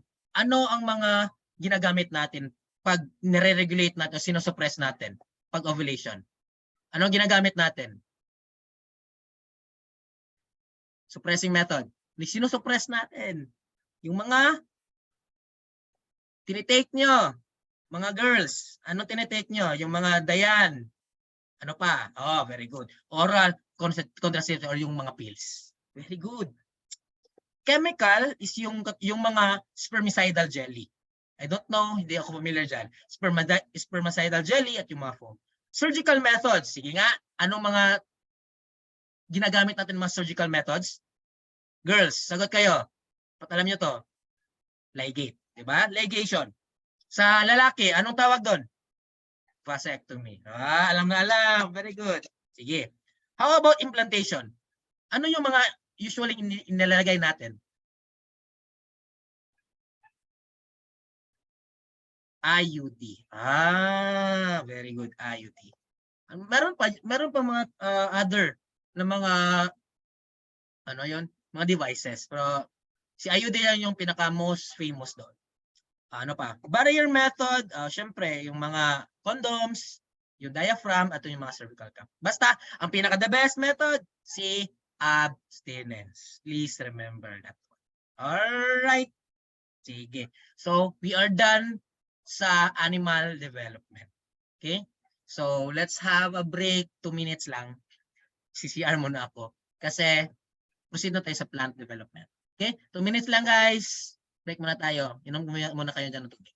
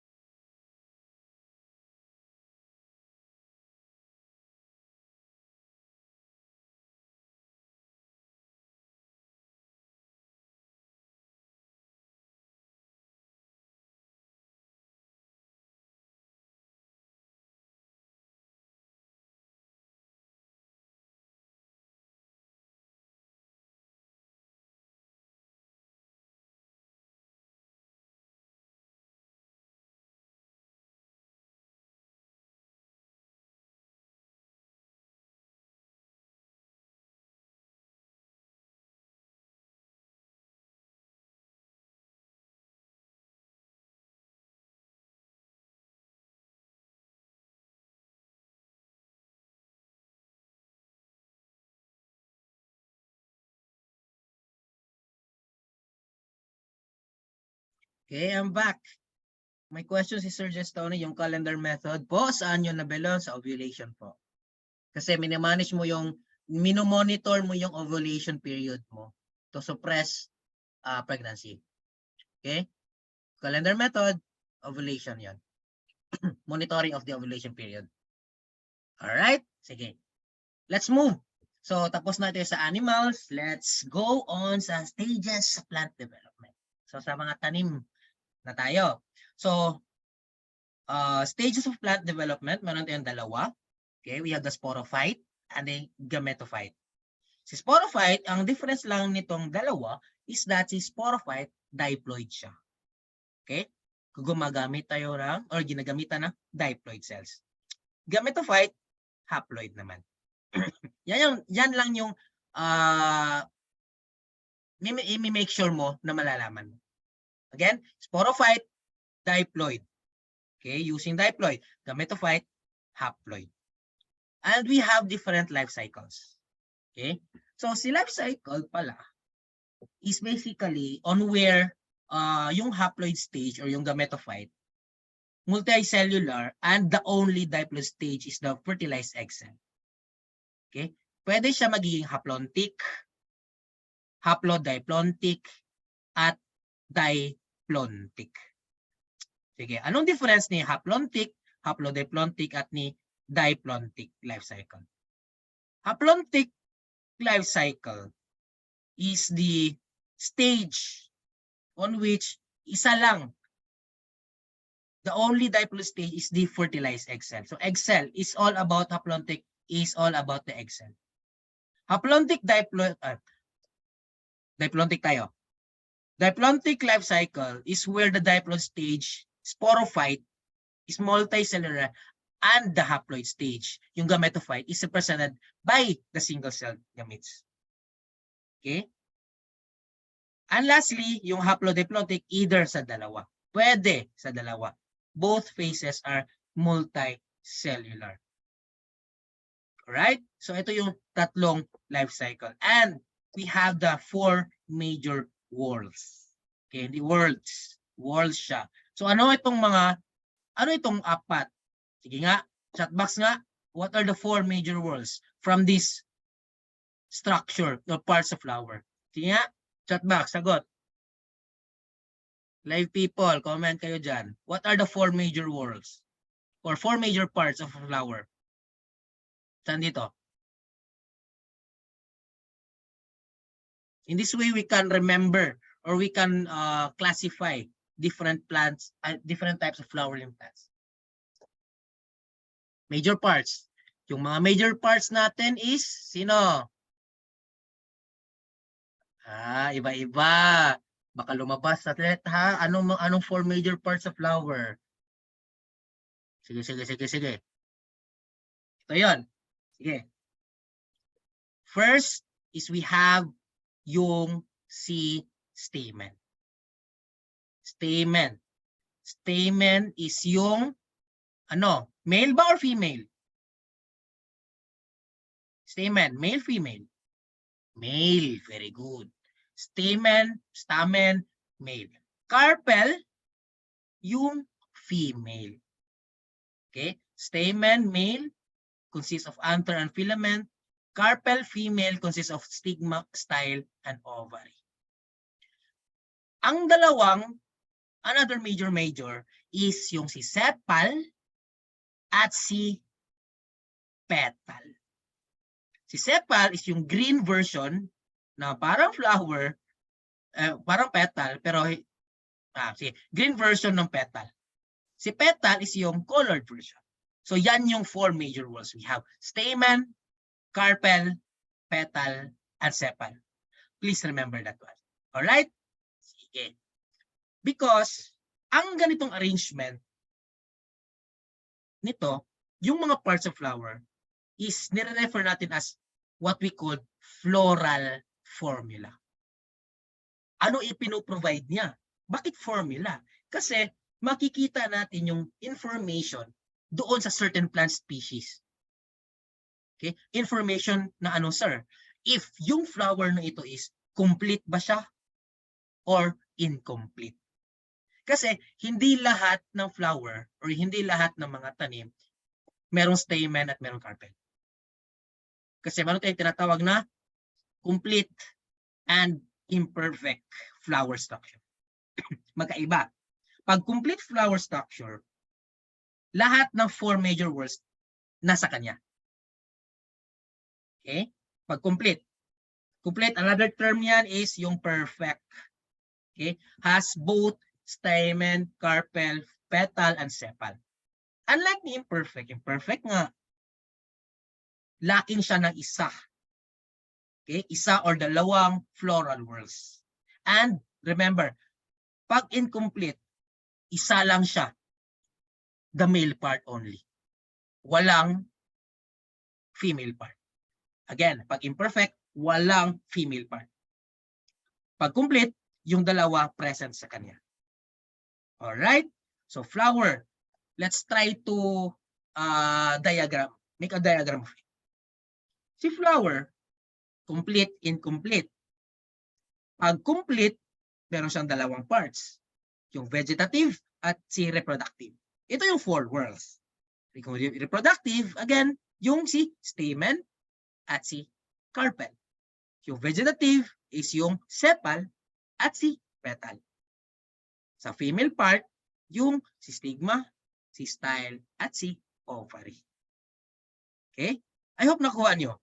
At yung development sa flowering plants, pwede siya maging monoecious at si dioecious. Ano si monoecious, sir?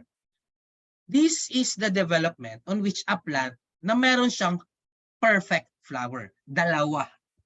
Okay? Meron siyang male part, meron siyang female part. Pag dioecious siya, male lang siya. So kung male siya, dioecious siya, imperfect siya, at ano tawag ng isa? Imperfect at saka incomplete. Okay? So I hope nakuha niyo yan. So let's try to distinguish the male and female gametophyte. Okay. These are the two gametophytes. Male gametophytes, we are talking about the microspores. Ito lang. Pag male, micro, female, mega, Sharon Cuneta. Ito lang. Again ha, male gametophyte, microspore, female gametophyte, megastar, Sharon Cuneta, megaspore. At least, ma-remember niyo. Diba? So, saan origin? Origin, microsporangium. Pag babae, megasporangium. Motility-wise, si male, syempre, mabilis. Diba? Mga lalaki mabilis, kaya highly motile yung gametes ni male gametophyte. Si female, hard to get. Kaya less motile siya. Diba? In terms of maturity, in a form of the angiosperms, si male gametophytes, 3-celled. Female gametophytes are 7-celled. Please remember that one. Okay? And anong fate niya after fertilization? Si male gametophyte, mawawala. Always mawawala si lalaki. Okay? Female gametophyte, nagde-develop ng another structure. Diba? Yan yung nangyayari dyan. So we have the male gametophytes here versus the female gametophytes here. Okay? So let's talk about double fertilization. Ito, may question ito. Ewan ko kung sino yung nag-post ng question ng clarification dito sa GC. Ano si double fertilization? Okay. Double fertilization involves of the way na nag-fertilize siya, na nag-fuse itong excuse me, egg cell sa polar nuclei to create the endosperm and the zygote. So tube cell divides to produce 2 sperm cells. Okay? Yung generative cell dito is that it will generate, it will become pollen tube. And once na nangyayari nga si ovule in the ovary, via that macropyle, yung opening niya, i-discharge niya yung sperm cells. Saan patungo? Doon sa embryo sac, which is nandito sa inside. And ano mangyayari once na-discharge si sperm cell sa inside, sa ovule inside that? Nag-unite si sperm with the egg to form the zygote, while the other sperm, yung isang sperm, fuses with the polar nuclei. So polar nuclei and the zygote here. To form, ano mangyayari pag nag-fuse siya? To become the endosperm, this one. Which serves as the food of the embryo dito sa area na ito. So bali, yung isa magiging food, ang isa, siya yung madedevelop. Kaya double fertilization. Okay? And if we talk about fertilization, we are talking about embryogenesis. Embryogenesis, this is the way of a plant from a zygote. Again plant na tayo plant. Zygote na tayo. Zygote that will divide mitotically. To produce what? To produce this proembryo and the suspensors na ina-anchor niya so that it can transfer the nutrients na galing sa environment towards the parent plant. Alright? So, pwede siya maging yung kanina, di ba? Yung cotyledon, monocot, at si dicot. So ito yon. Ang pagmamature niya, ito yung seed germination. So ito yung transformation from a seed to germinate para magiging mature plant na siya. Okay? And it starts with a seed. Magsa-start a seed. Then ang nangyayari is that nagtra-transform si seed na to magiging seedling. Ini-inhibit niya yung dormancy niya to break the nutrients stored sa endosperm. So bale, meron na siyang food inside. The way that the seed wants it is for him to break out of its shell. Kaya lumalabas yung radical niya. Right? So, ang nangyari ito is tina-transfer niya yung root system niya, yung root hairs towards the soil to get the nutrients mismo doon sa soil. And until such, it will undergo epigeial germination. So, ito yung area or itong phase na nag-occur when the cotyledon nag-emerge na siya above the ground. Again ha, yung cotyledon nag-emerge sa above the ground. Yan yung epigeial. Pag hypogeial, below the ground pa si cotyledon. Kung igneous rocks pa ito si epigeial, extrusive, at si hypogeial, intrusive. Diba? So ito yung seed germination. From seed to a certain seedling. Sige. Let's go to nutrients. So plants can be also classified on how do they get nutrients. Pwede siya maging autotrophs, pwede siya maging heterotrophs. Again, autotrophs, producers, heterotrophs, consumers. Producers, ito yung organism na nag-produce ng own food. Heterotroph again, organism does not make its own food. We have fungi, most protozoans, and most bacteria. And these autotrophs and heterotrophs, gumagamit ng mga nutritional requirements, same as with the animals, diba? As we discussed kanina. So we need the plants, of course, need number 1, water. Number 2, carbon dioxide. Diba? For gas exchange, discuss natin kanina. Number 3, essential nutrients. Okay, essential nutrients that consists of the macronutrients. Okay, that yung carbon, hydrogen, oxygen, nitrogen, potassium, calcium, magnesium, phosphorus, sulfur. Yan yung mga macro malalaki. Micronutrients, yung mga less lang. Chlorine, iron, yung magnesium, zinc, cobalt, and so on and so forth. So, ito yung mga needs of a certain plant for that to grow. Pag walang isa sa kanila, hindi yan magde-develop. Okay? So, plants, meron siyang way to absorb these nutrients. Meron siyang mga routes. Okay? Meron siyang mga pathways on which they can get these nutrients. We have these 2 major root systems. We have the symplast and the apoplast. Okay? Symplast, basically, ito yung symplastic wave. Yung area na is doon sa cytoplasm. Yung ruta niya is going sa cytoplasm. Pag symplast. Pag apoplast, through the cell wall. Okay? Through the cell wall. Yan yung pathways. Yung entrance doon sa nutrients galing sa environment. Okay? Saan yan nakikita, sir? Doon sa ating mga root system. Diba? At meron siyang mga interactions sa environment pala. Hindi lang siya for structural purposes lang. Hindi. Kasi si root system or yung mga tinatawag nating root nodules, yung galing sa plant mismo, ito yung mga nodules, ito yung mga ano tawag ito? Yung mga small grainy chuchu. Okay? So root nodules. So these are primarily makikita natin sa mga legumes. And these nodules, by the way, meron siyang symbiosis sa mga nitrogen-fixing bacteria. Okay? Siyempre, nitrogen-fixing bacteria, kino-convert niya as nutrient for the plants to use. Yan yung purpose yan.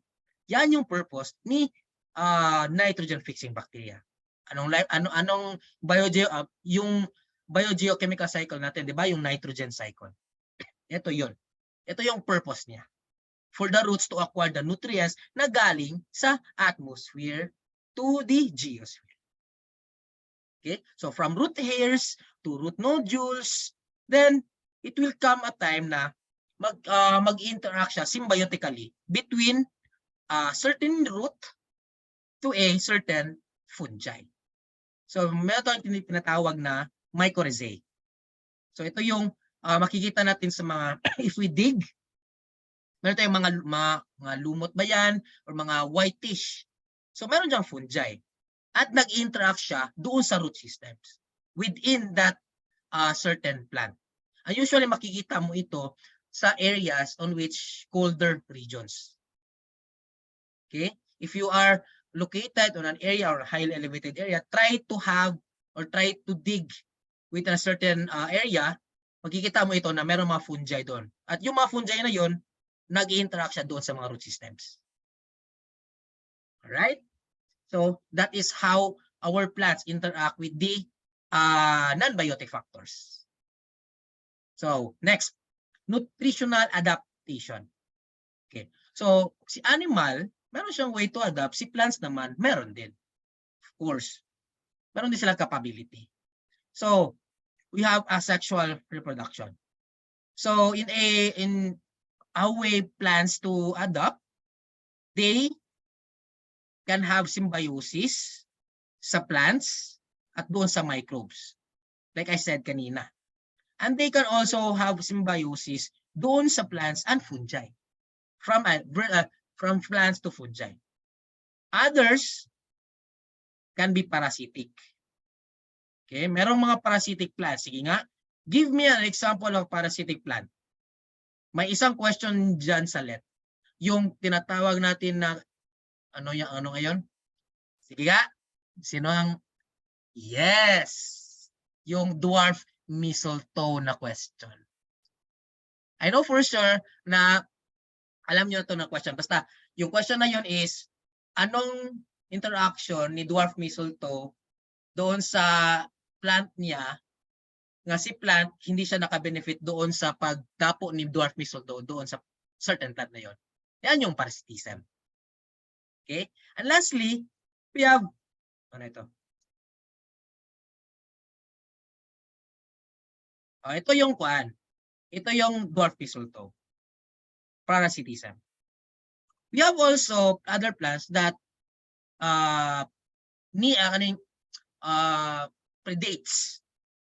They are the predators. Sige nga, give me an example of predator plant. Chat box, comment.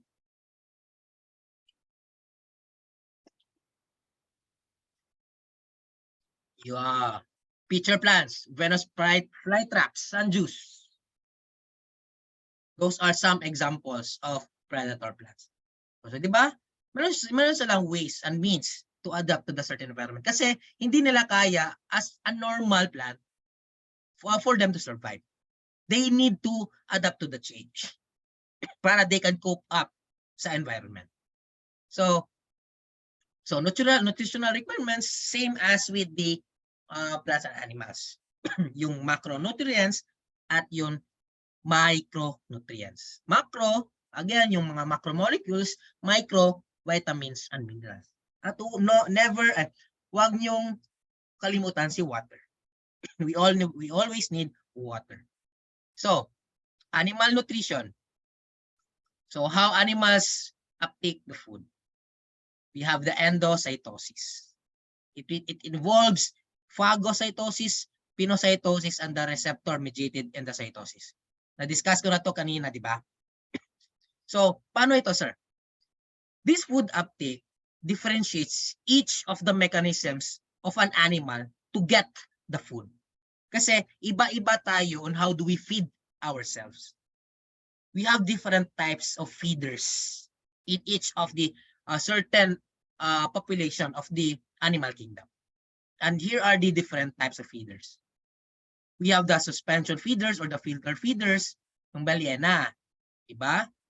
Yung mayroon siyang mga tiny structure sa kanyang baba na nag-filter out ng mga phytoplanktons, yung mga nutrients doon, mga food. Substrate feeders, we have caterpillars. Okay? Kinukonsume lang yung mga substrates doon sa certain leaf. Kaya kinakain na slowly but surely. Fluid feeders, example, mosquitoes. Diba? Anong tawag doon sa parang needle-like portion ni mosquito? Sige nga, chat box. Kung alam nyo ba? Yung parang injection niya. Okay. Tinatawag siyang proboscis. Okay? Fluid feeders use proboscis to get the fluid or to the food na tinitake up nila. And lastly, yung bulk feeders. Take it as a whole. They eat relatively large. China-chunk nila yung food.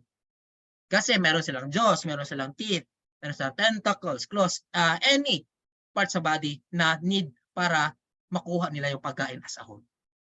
Okay? Yan yung food uptake. And these are the different feeders on which determines on how do animals take their own food. Alright?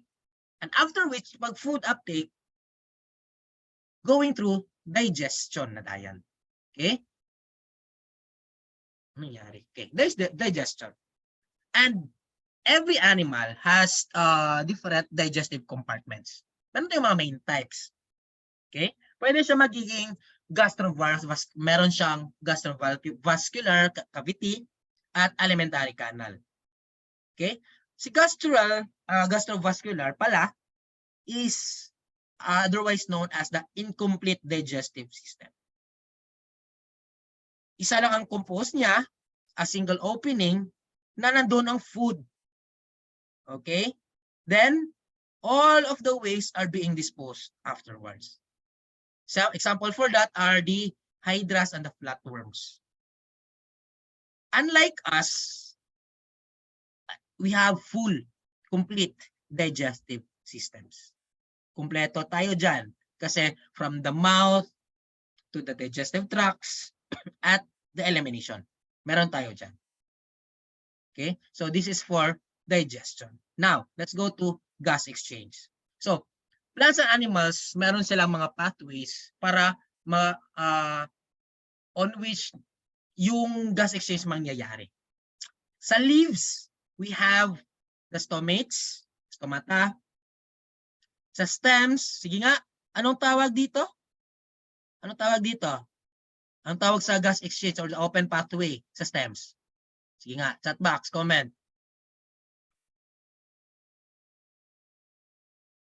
Hindi nila alam. Sige, Gi.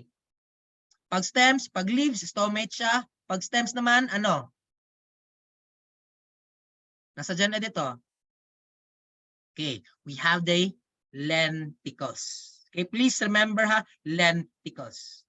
Si roots, as I said kanina, yung mga root hairs, yung root nodules. In a specific mangrove environment, meron tayong tinatawag na pneumatophores.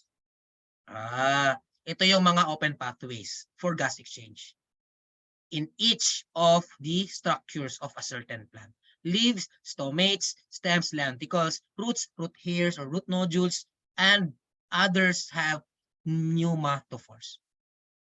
Okay? So, gas exchange.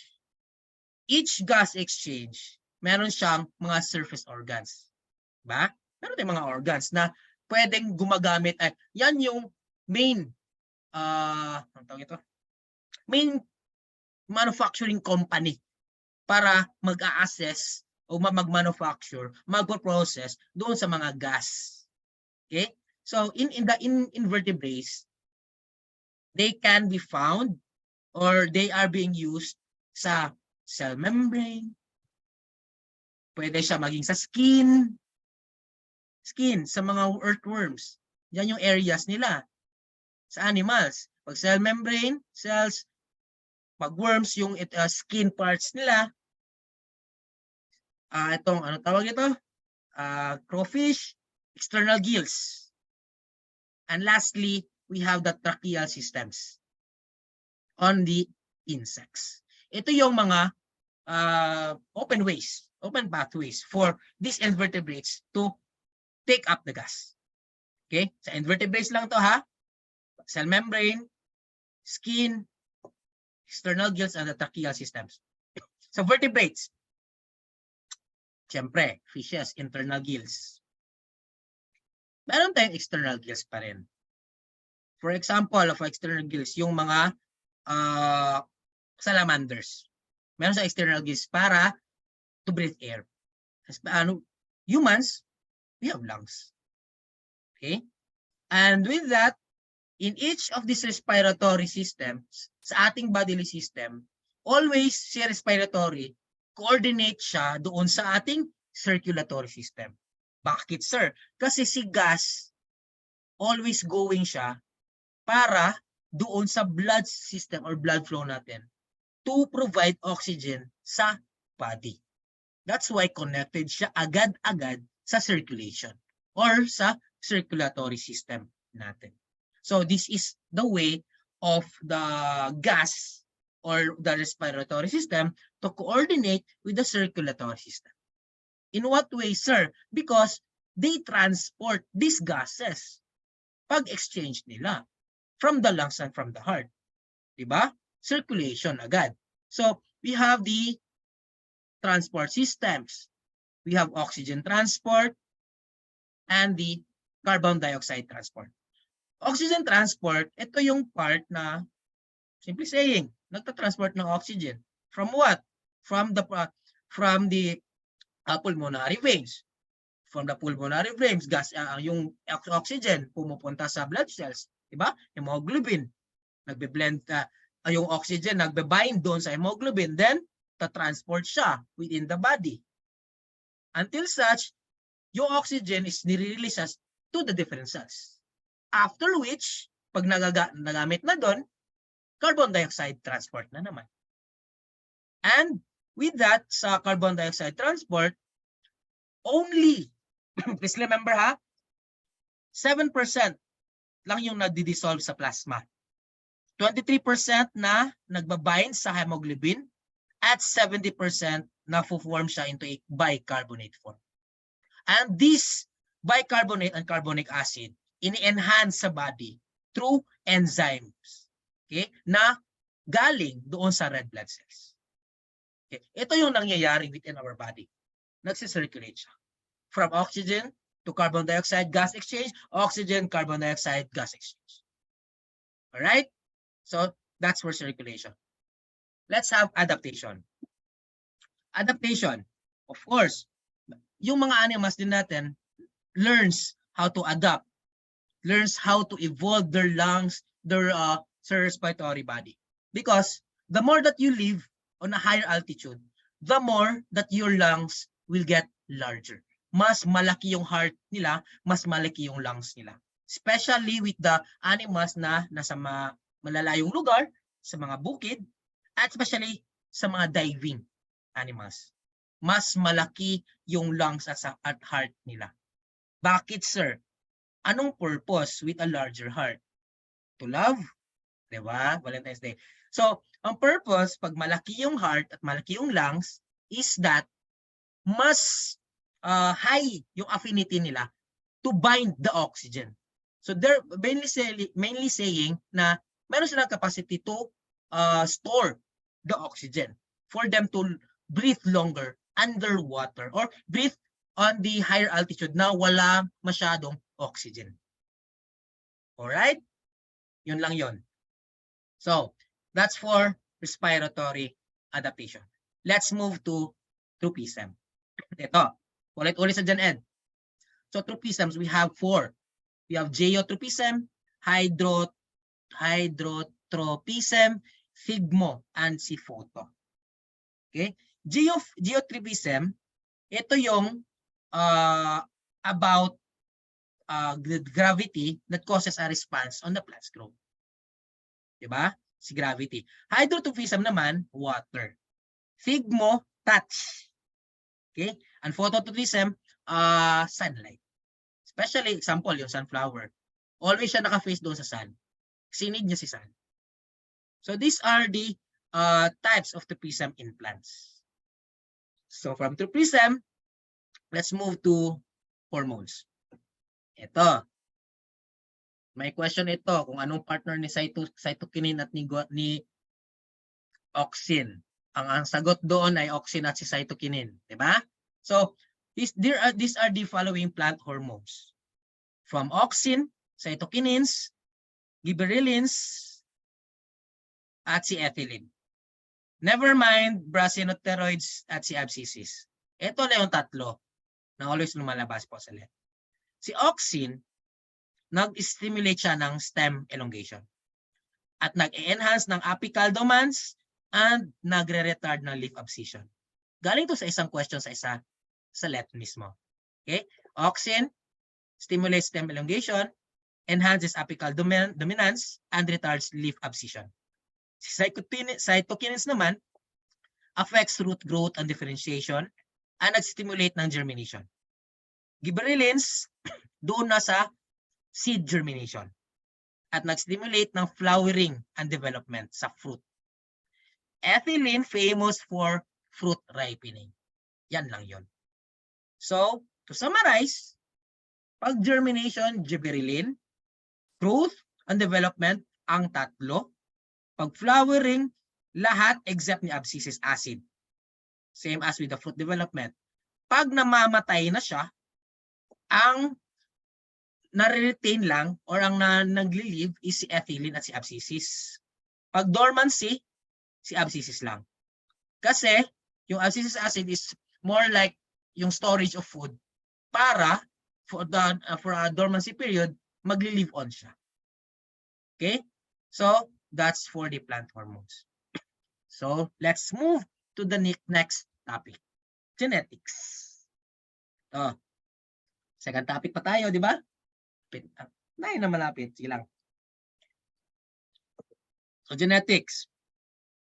We have pedigree analysis. We have this pedigree chart. So, pedigree, by the way, is making use of diagrams that shows the relationships and the transmission of the genetic traits.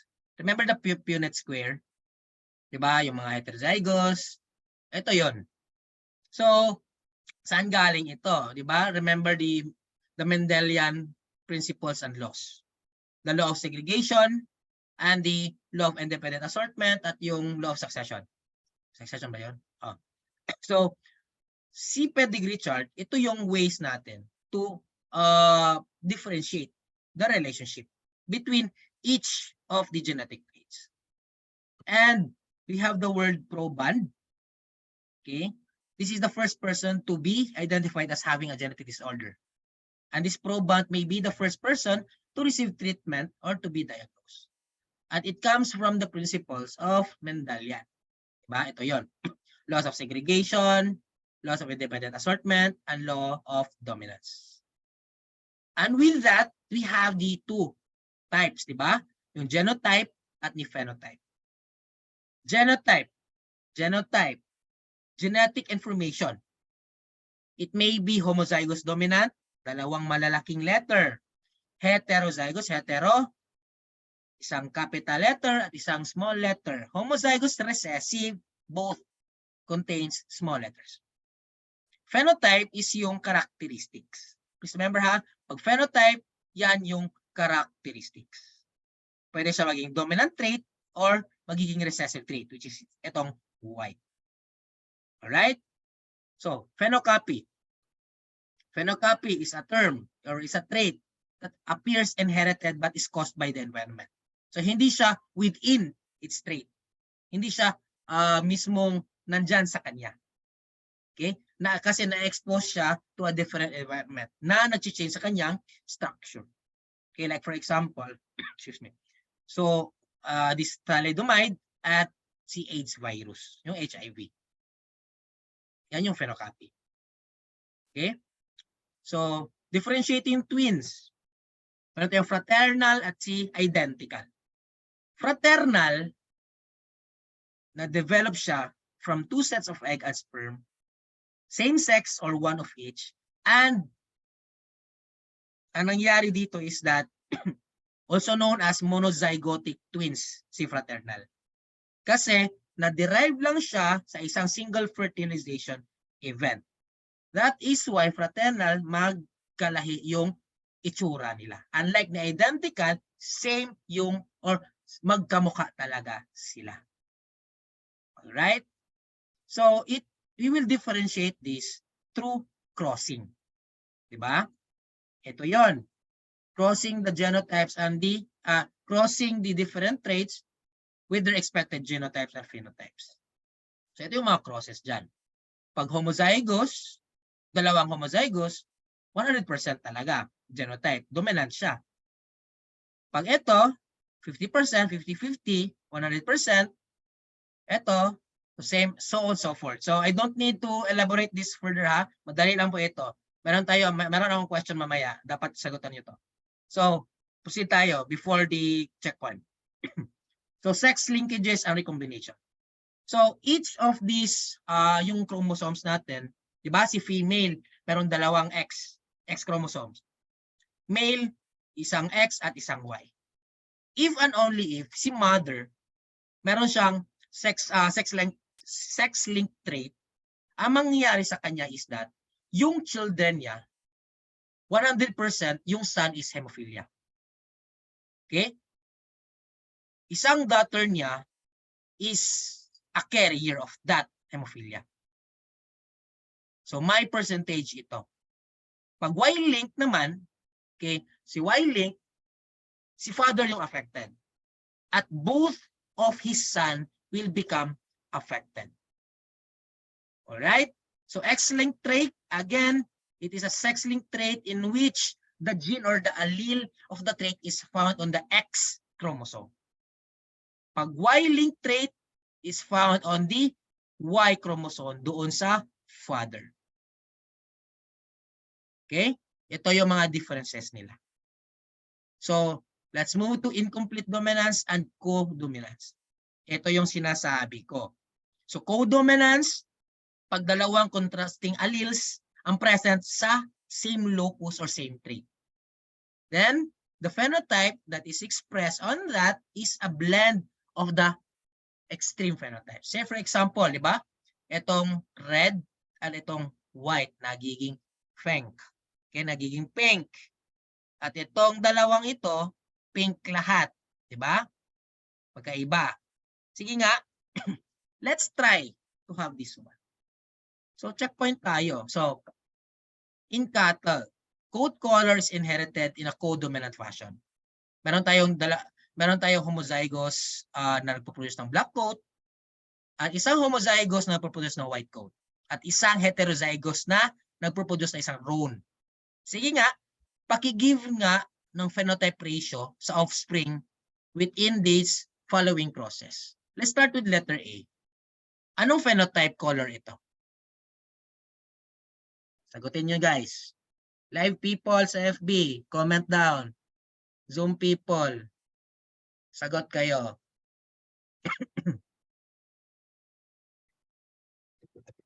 Very good.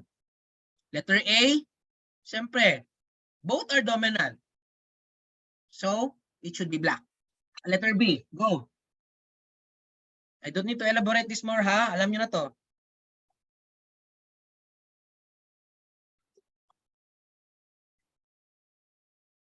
Dalawang B1, homozygous B1 at dalawang homozygous B2.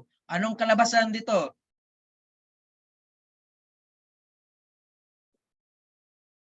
How about the others? Sagot kayo guys.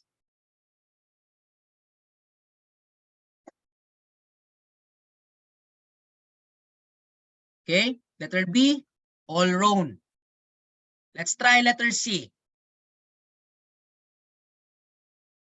Dapat automatic na ha. Hindi na kayo dapat magsusulat ng XX, yung square, square, square. Letter C.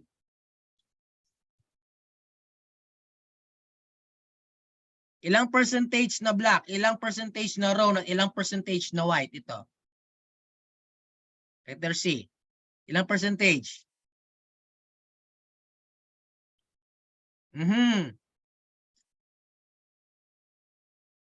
Okay. 25% black, 50% roan, at 25% white. Kasi, dapat alam nyo na. Kasi ano ito eh. Dalawang homozygotes at isang hetero. Pag change ito, same na heterozygous, always 25-50, 25 yan. Automatically. How about letter D? Ano ito? Isang homozygous at isang heterozygous. Anong ratio nito? Sagot.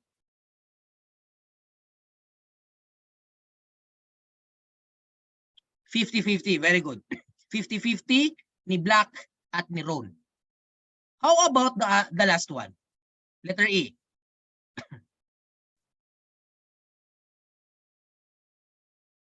Again, this is 50-50. Diba?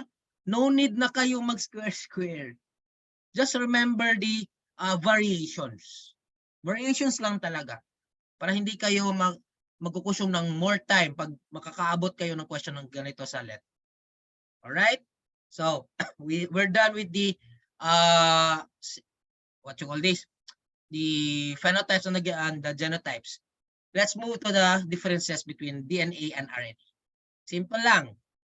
No more elaboration included. Kasi sa DNA, deoxyribose. Sa DNA, double-stranded. Sa DNA, may nitrogenous bases na CG80. Yan lang. Si RNA, yung sugar niya, ribose. Single-stranded siya. At ang difference lang niya compared kang DNA is meron siyang uracil instead of thymine. Yan lang. Always yan lumalabas sa let. Anong difference sa kanila? Si DNA, sigat, and RNA, sigayo. Yan lang. Sige. So, DNA and RNA, let's move to protein structure. Protein structure, meron siyang 4. Okay? Meron siyang 4 na cellular functions. From primary to secondary to tertiary and to quaternary. Sa primary, yung pag-create ng from amino acid to protein, ang nangyayari sa kanila is that si primary, guys, yung sequencing niya sa amino acids, nandyan pa sa polypeptide chain. Okay? Nandyan pa sa chain. Kaya may makikita kayo ng chain dito. Oh. Pag primary, it's all about the polypeptide chain.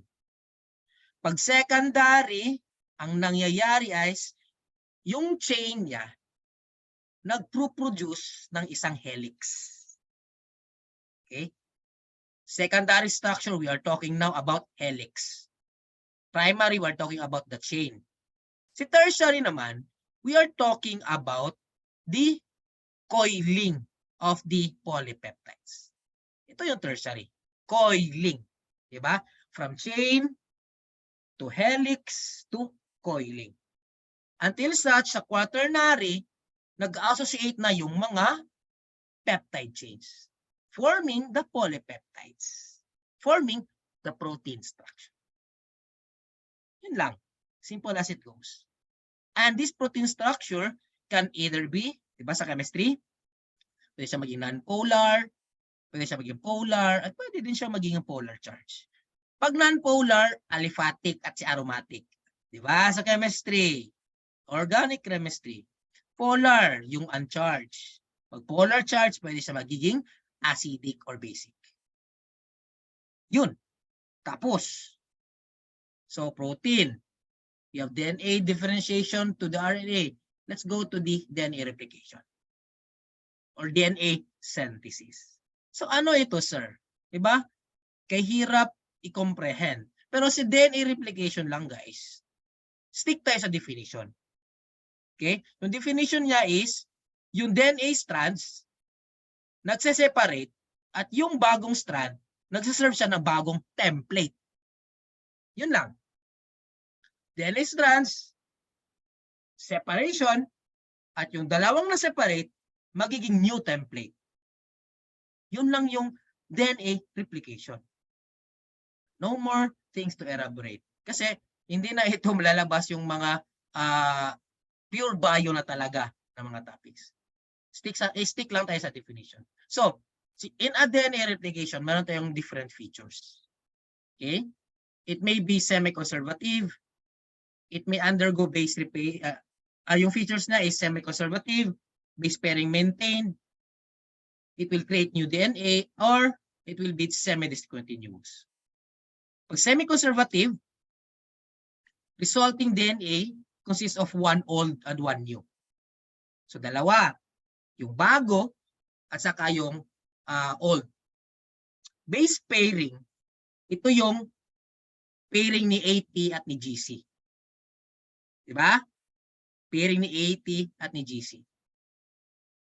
Of course, magka-create siya ng new DNA once it will produce that DNA structure in the 5'3" direction. And the last one is the strand on which nagse-synthesize siya continuously doon sa 5'3" direction that is produce yung tinatawag natin na lagging strand para nagpo-produce sa discontinuously doon sa short stretches that is called Okazaki fragments. Please remember these Okazaki fragments. Pag DNA replication, semi-discontinuous Okazaki fragments. Alright? So in a replication, in these following features, gumagamit siya ng mga enzymes. Okay? And these are the enzymes that is happening or consist doon sa replication. We have helicase, we have the DNA polymerase, the gyrase, the single-strand binding proteins, and the primase. And lastly, we have the DNA ligase. Lahat ng enzymes na ito, kaakibat doon sa pagre-replicate ng DNA. Kabilang sila sa lahat ng mga processes na nag-involve doon. At hindi lang si DNA. Kasi si RNA naman, meron siyang tatlong types. Okay? Si RNA, pwede siya maging messenger, pwede siya maging ribosomal, at pwede siya magiging transfer. Sir, anong pwede nating ma-differentiate doon sa tatlo? Messenger, the transportation. Tina-transfer niya yung genetic information. Saan patungo? Patungo sa ribosome. Saan galing? Sa genes. For what reason? To synthesize the proteins. Okay? Ribosomal ay si transfer naman, siya yung nagta-transfer ng, again, amino acids patungo sa mRNA. So from transfer RNA, tina-transfer niya doon sa messenger RNA. At tina-transfer niya yung genetic information saan patungo? Doon sa ribosomal RNA. Kasi si ribosomal RNA, siya yung nagpo-provide ng structural framework sa ribosomes. For what reason, sir? Kasi si RNA, meron siyang purpose for this DNA transcription. Ito na yung RNA synthesis. So pag transcription, yung DNA, wino-wound up siya, ini-unwind siya to form one single strand of a single mRNA template. Okay? Ito yon. From DNA to mRNA. Nagta-transcribe siya. Tina-transcribe na yung DNA going to the mRNA. Until such, after transcription, it will be translated. For what purpose? Diba? Sabi ko kanina, for protein synthesis. Ito yon. Pag translation, going to protein synthesis. Anong application natin dito, sir? Anong application DNA at niya RNA? Kasi ginagamit natin siya sa genetic engineering and our new technology ngayon. Kasi yung DNA at ni RNA, pwede natin siyang magagamit or ma-utilize to make changes on a specific genetic variations para to create a certain organism na maka-live on or maka-adapt sa environment. Or pwede nating magiging yung crop yield natin mas malaki yung makukuha natin. So ginagamit siya sa agriculture as well as doon sa animal culture. So from this, we have different types of genetic engineering applications. Madami talaga. And one of which utilizes molecular techniques Ginagamit natin na ini-increase natin yung genetic trait nila at also kina-cut natin yung inhibition of traits na pwede nating iwala sa kanila. Yan yung mga ways and means to manipulate manipulate is the word there. Manipulate the genetic variety to get a desired variety. If gusto mo na isang gwapo na anak, pwede kang kumuha ng ganitong gene. Meron na yan ngayon. I tell you guys. Promise.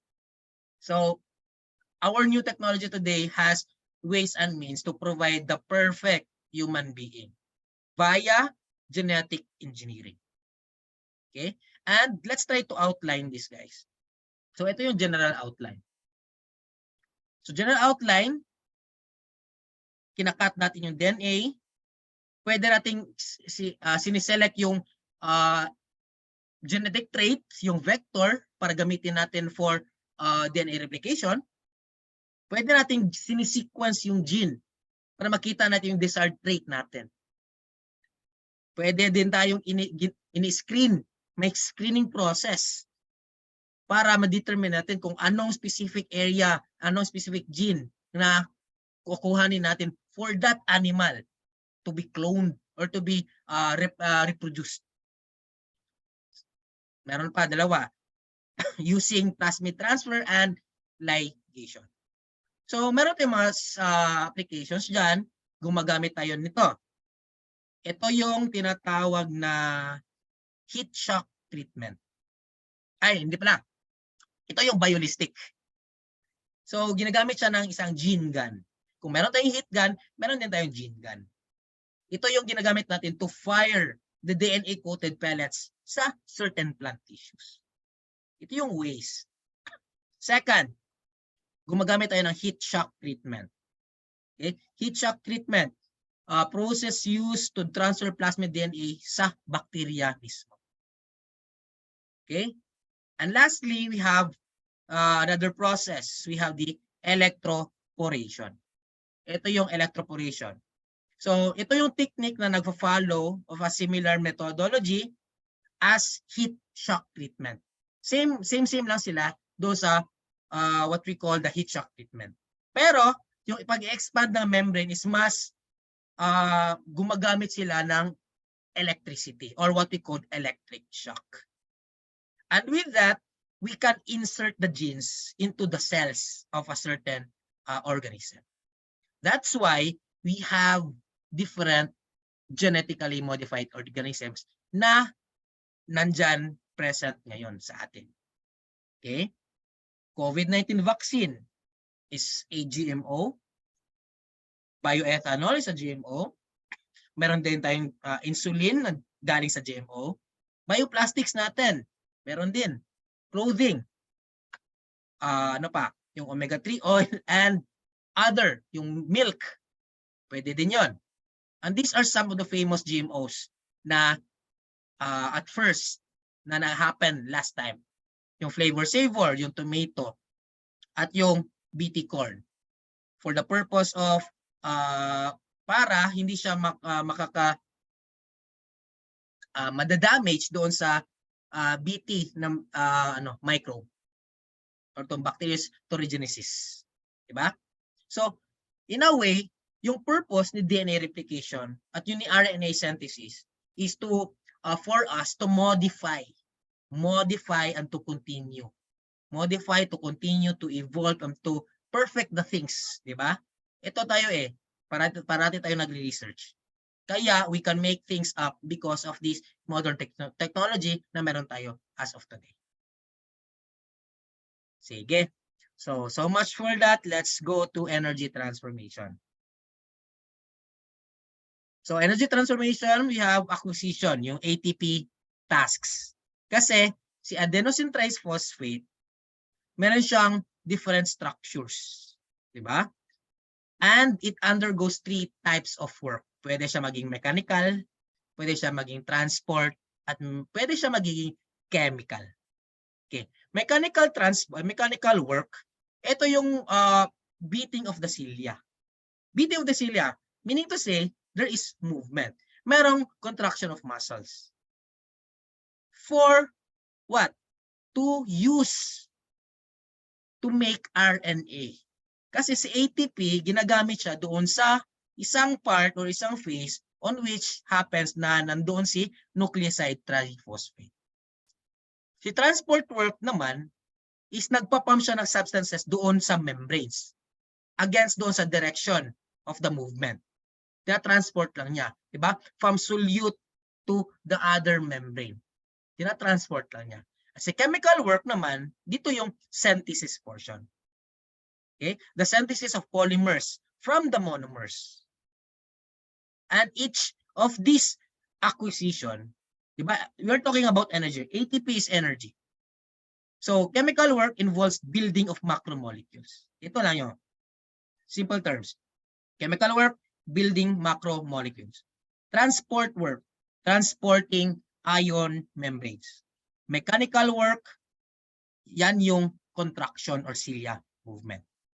And please remember the chemical reactions for photosynthesis and cellular respiration. Ito yung formula niyan. Okay? From 6 carbon dioxide plus 6 water plus sunlight, meron tayong C6H12O6 plus 6 oxygen sa photosynthesis. Pag cellular respiration naman, ito yun. Meron na tayong from ADP, 38 molecules of ADP, resulting to 38 molecules of ATP. Please memorize this one. Okay? Sige, let's proceed to photosynthesis. So photosynthesis, pabalik-balik. Energy from the sunlight is harvested, used to drive the synthesis of, di ba, of glucose from carbon dioxide and water to form or to convert the energy of sunlight to a usable chemical form or chemical energy. That for us, every living organisms to get that energy for metabolic energy para for us to work. Energy to provide work. And reactants, again, si reactants sa photosynthesis, we have carbon dioxide and water. Yung product of photosynthesis is si carbohydrates, oxygen, at si water yung mainly na na-oxidize. At si oxygen, yan yung nire-release sa plants. And this photosynthesis, meron siyang dalawang reactions. Okay? I know for sure, alam nyo to. Yung light-dependent reactions at si Calvin cycle. Ito yung two kinds of reactions in the photosynthetic realm. Okay? Light-dependent reaction, gumagamit ng sunlight to initiate electron transfer. Okay? Para i-reduce na yung NADP plus to NADPH. Ito yung dito. Dito, oh. Then, after which, dinadrive na yung synthesis, yung ATP synthesis na again, to form ATP plus NADPH. Going to the Calvin cycle, which is the other part, or light-independent reaction, or what we call dark reaction. Meron pang tawag dyan, carbon fixation reaction. Ba? Madami. Of course, si Calvin cycle naman, di ba, dark reaction, they do not require sunlight, of course, di ba? So, it is yung ATP niya at si NADPH, nagproproduce lang sa ng light reaction to drive glucose synthesis. So, ito lang yon. Light-dependent reaction, ATP synthesis, Calvin cycle, glucose synthesis. Yan lang yung dalawa na need nyong i-memorize.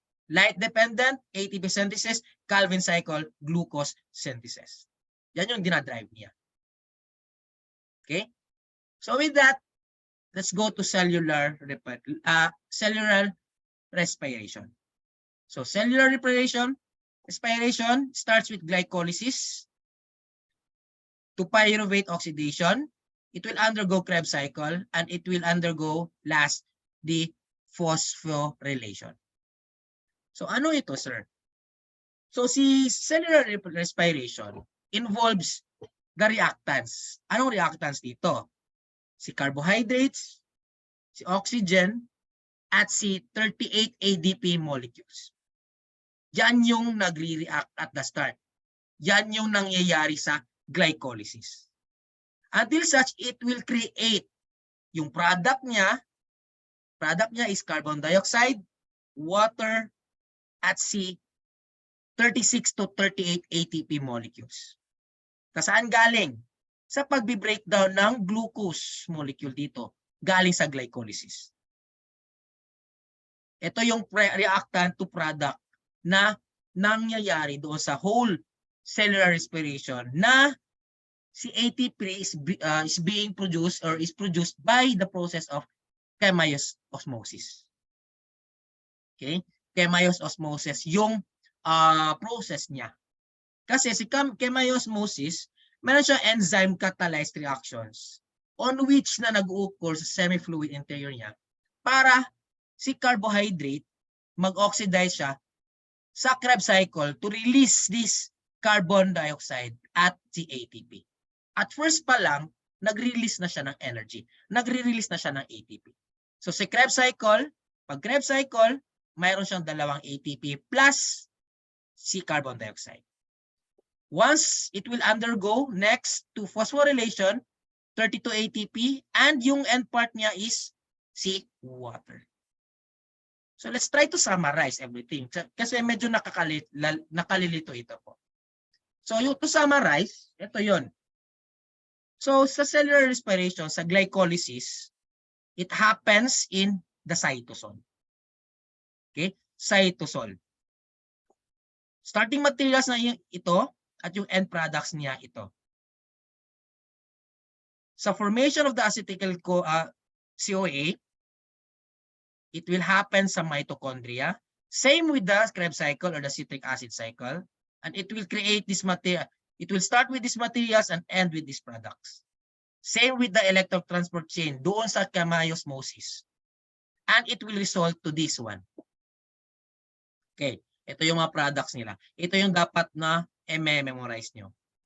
Sa glycolysis, dalawang ATP per glucose molecule at dalawang NADPH per glucose molecule.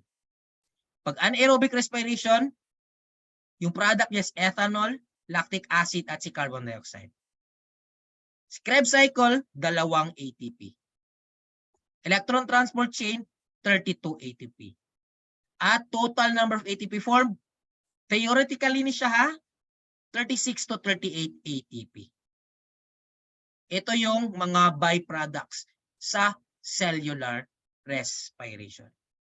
At in every cellular respiration, pwede siya magiging, it will undergo aerobic or anaerobic pathways. Dalawa, anaerobic without oxygen involves cytoplasm. Pag aerobic involves mitochondria. Pag cytoplasm, meron siyang different processes. We have fermentation, and it will, the end product, yung lactic acid, alcohol, at si carbon dioxide. Si aerobic naman, it will undergo processes of aerobic respiration, Krebs cycle, and electron transport chain. So notes to remember. Para nasa notes na po niyo ito ha. So ito yung mga major events sa photosynthesis. From light-dependent reaction to carbon fixation to end products. Okay? I don't need to elaborate this one ha. Just reread this one. Then, sa cellular respiration, ito yung mga stages. From starting materials to end products.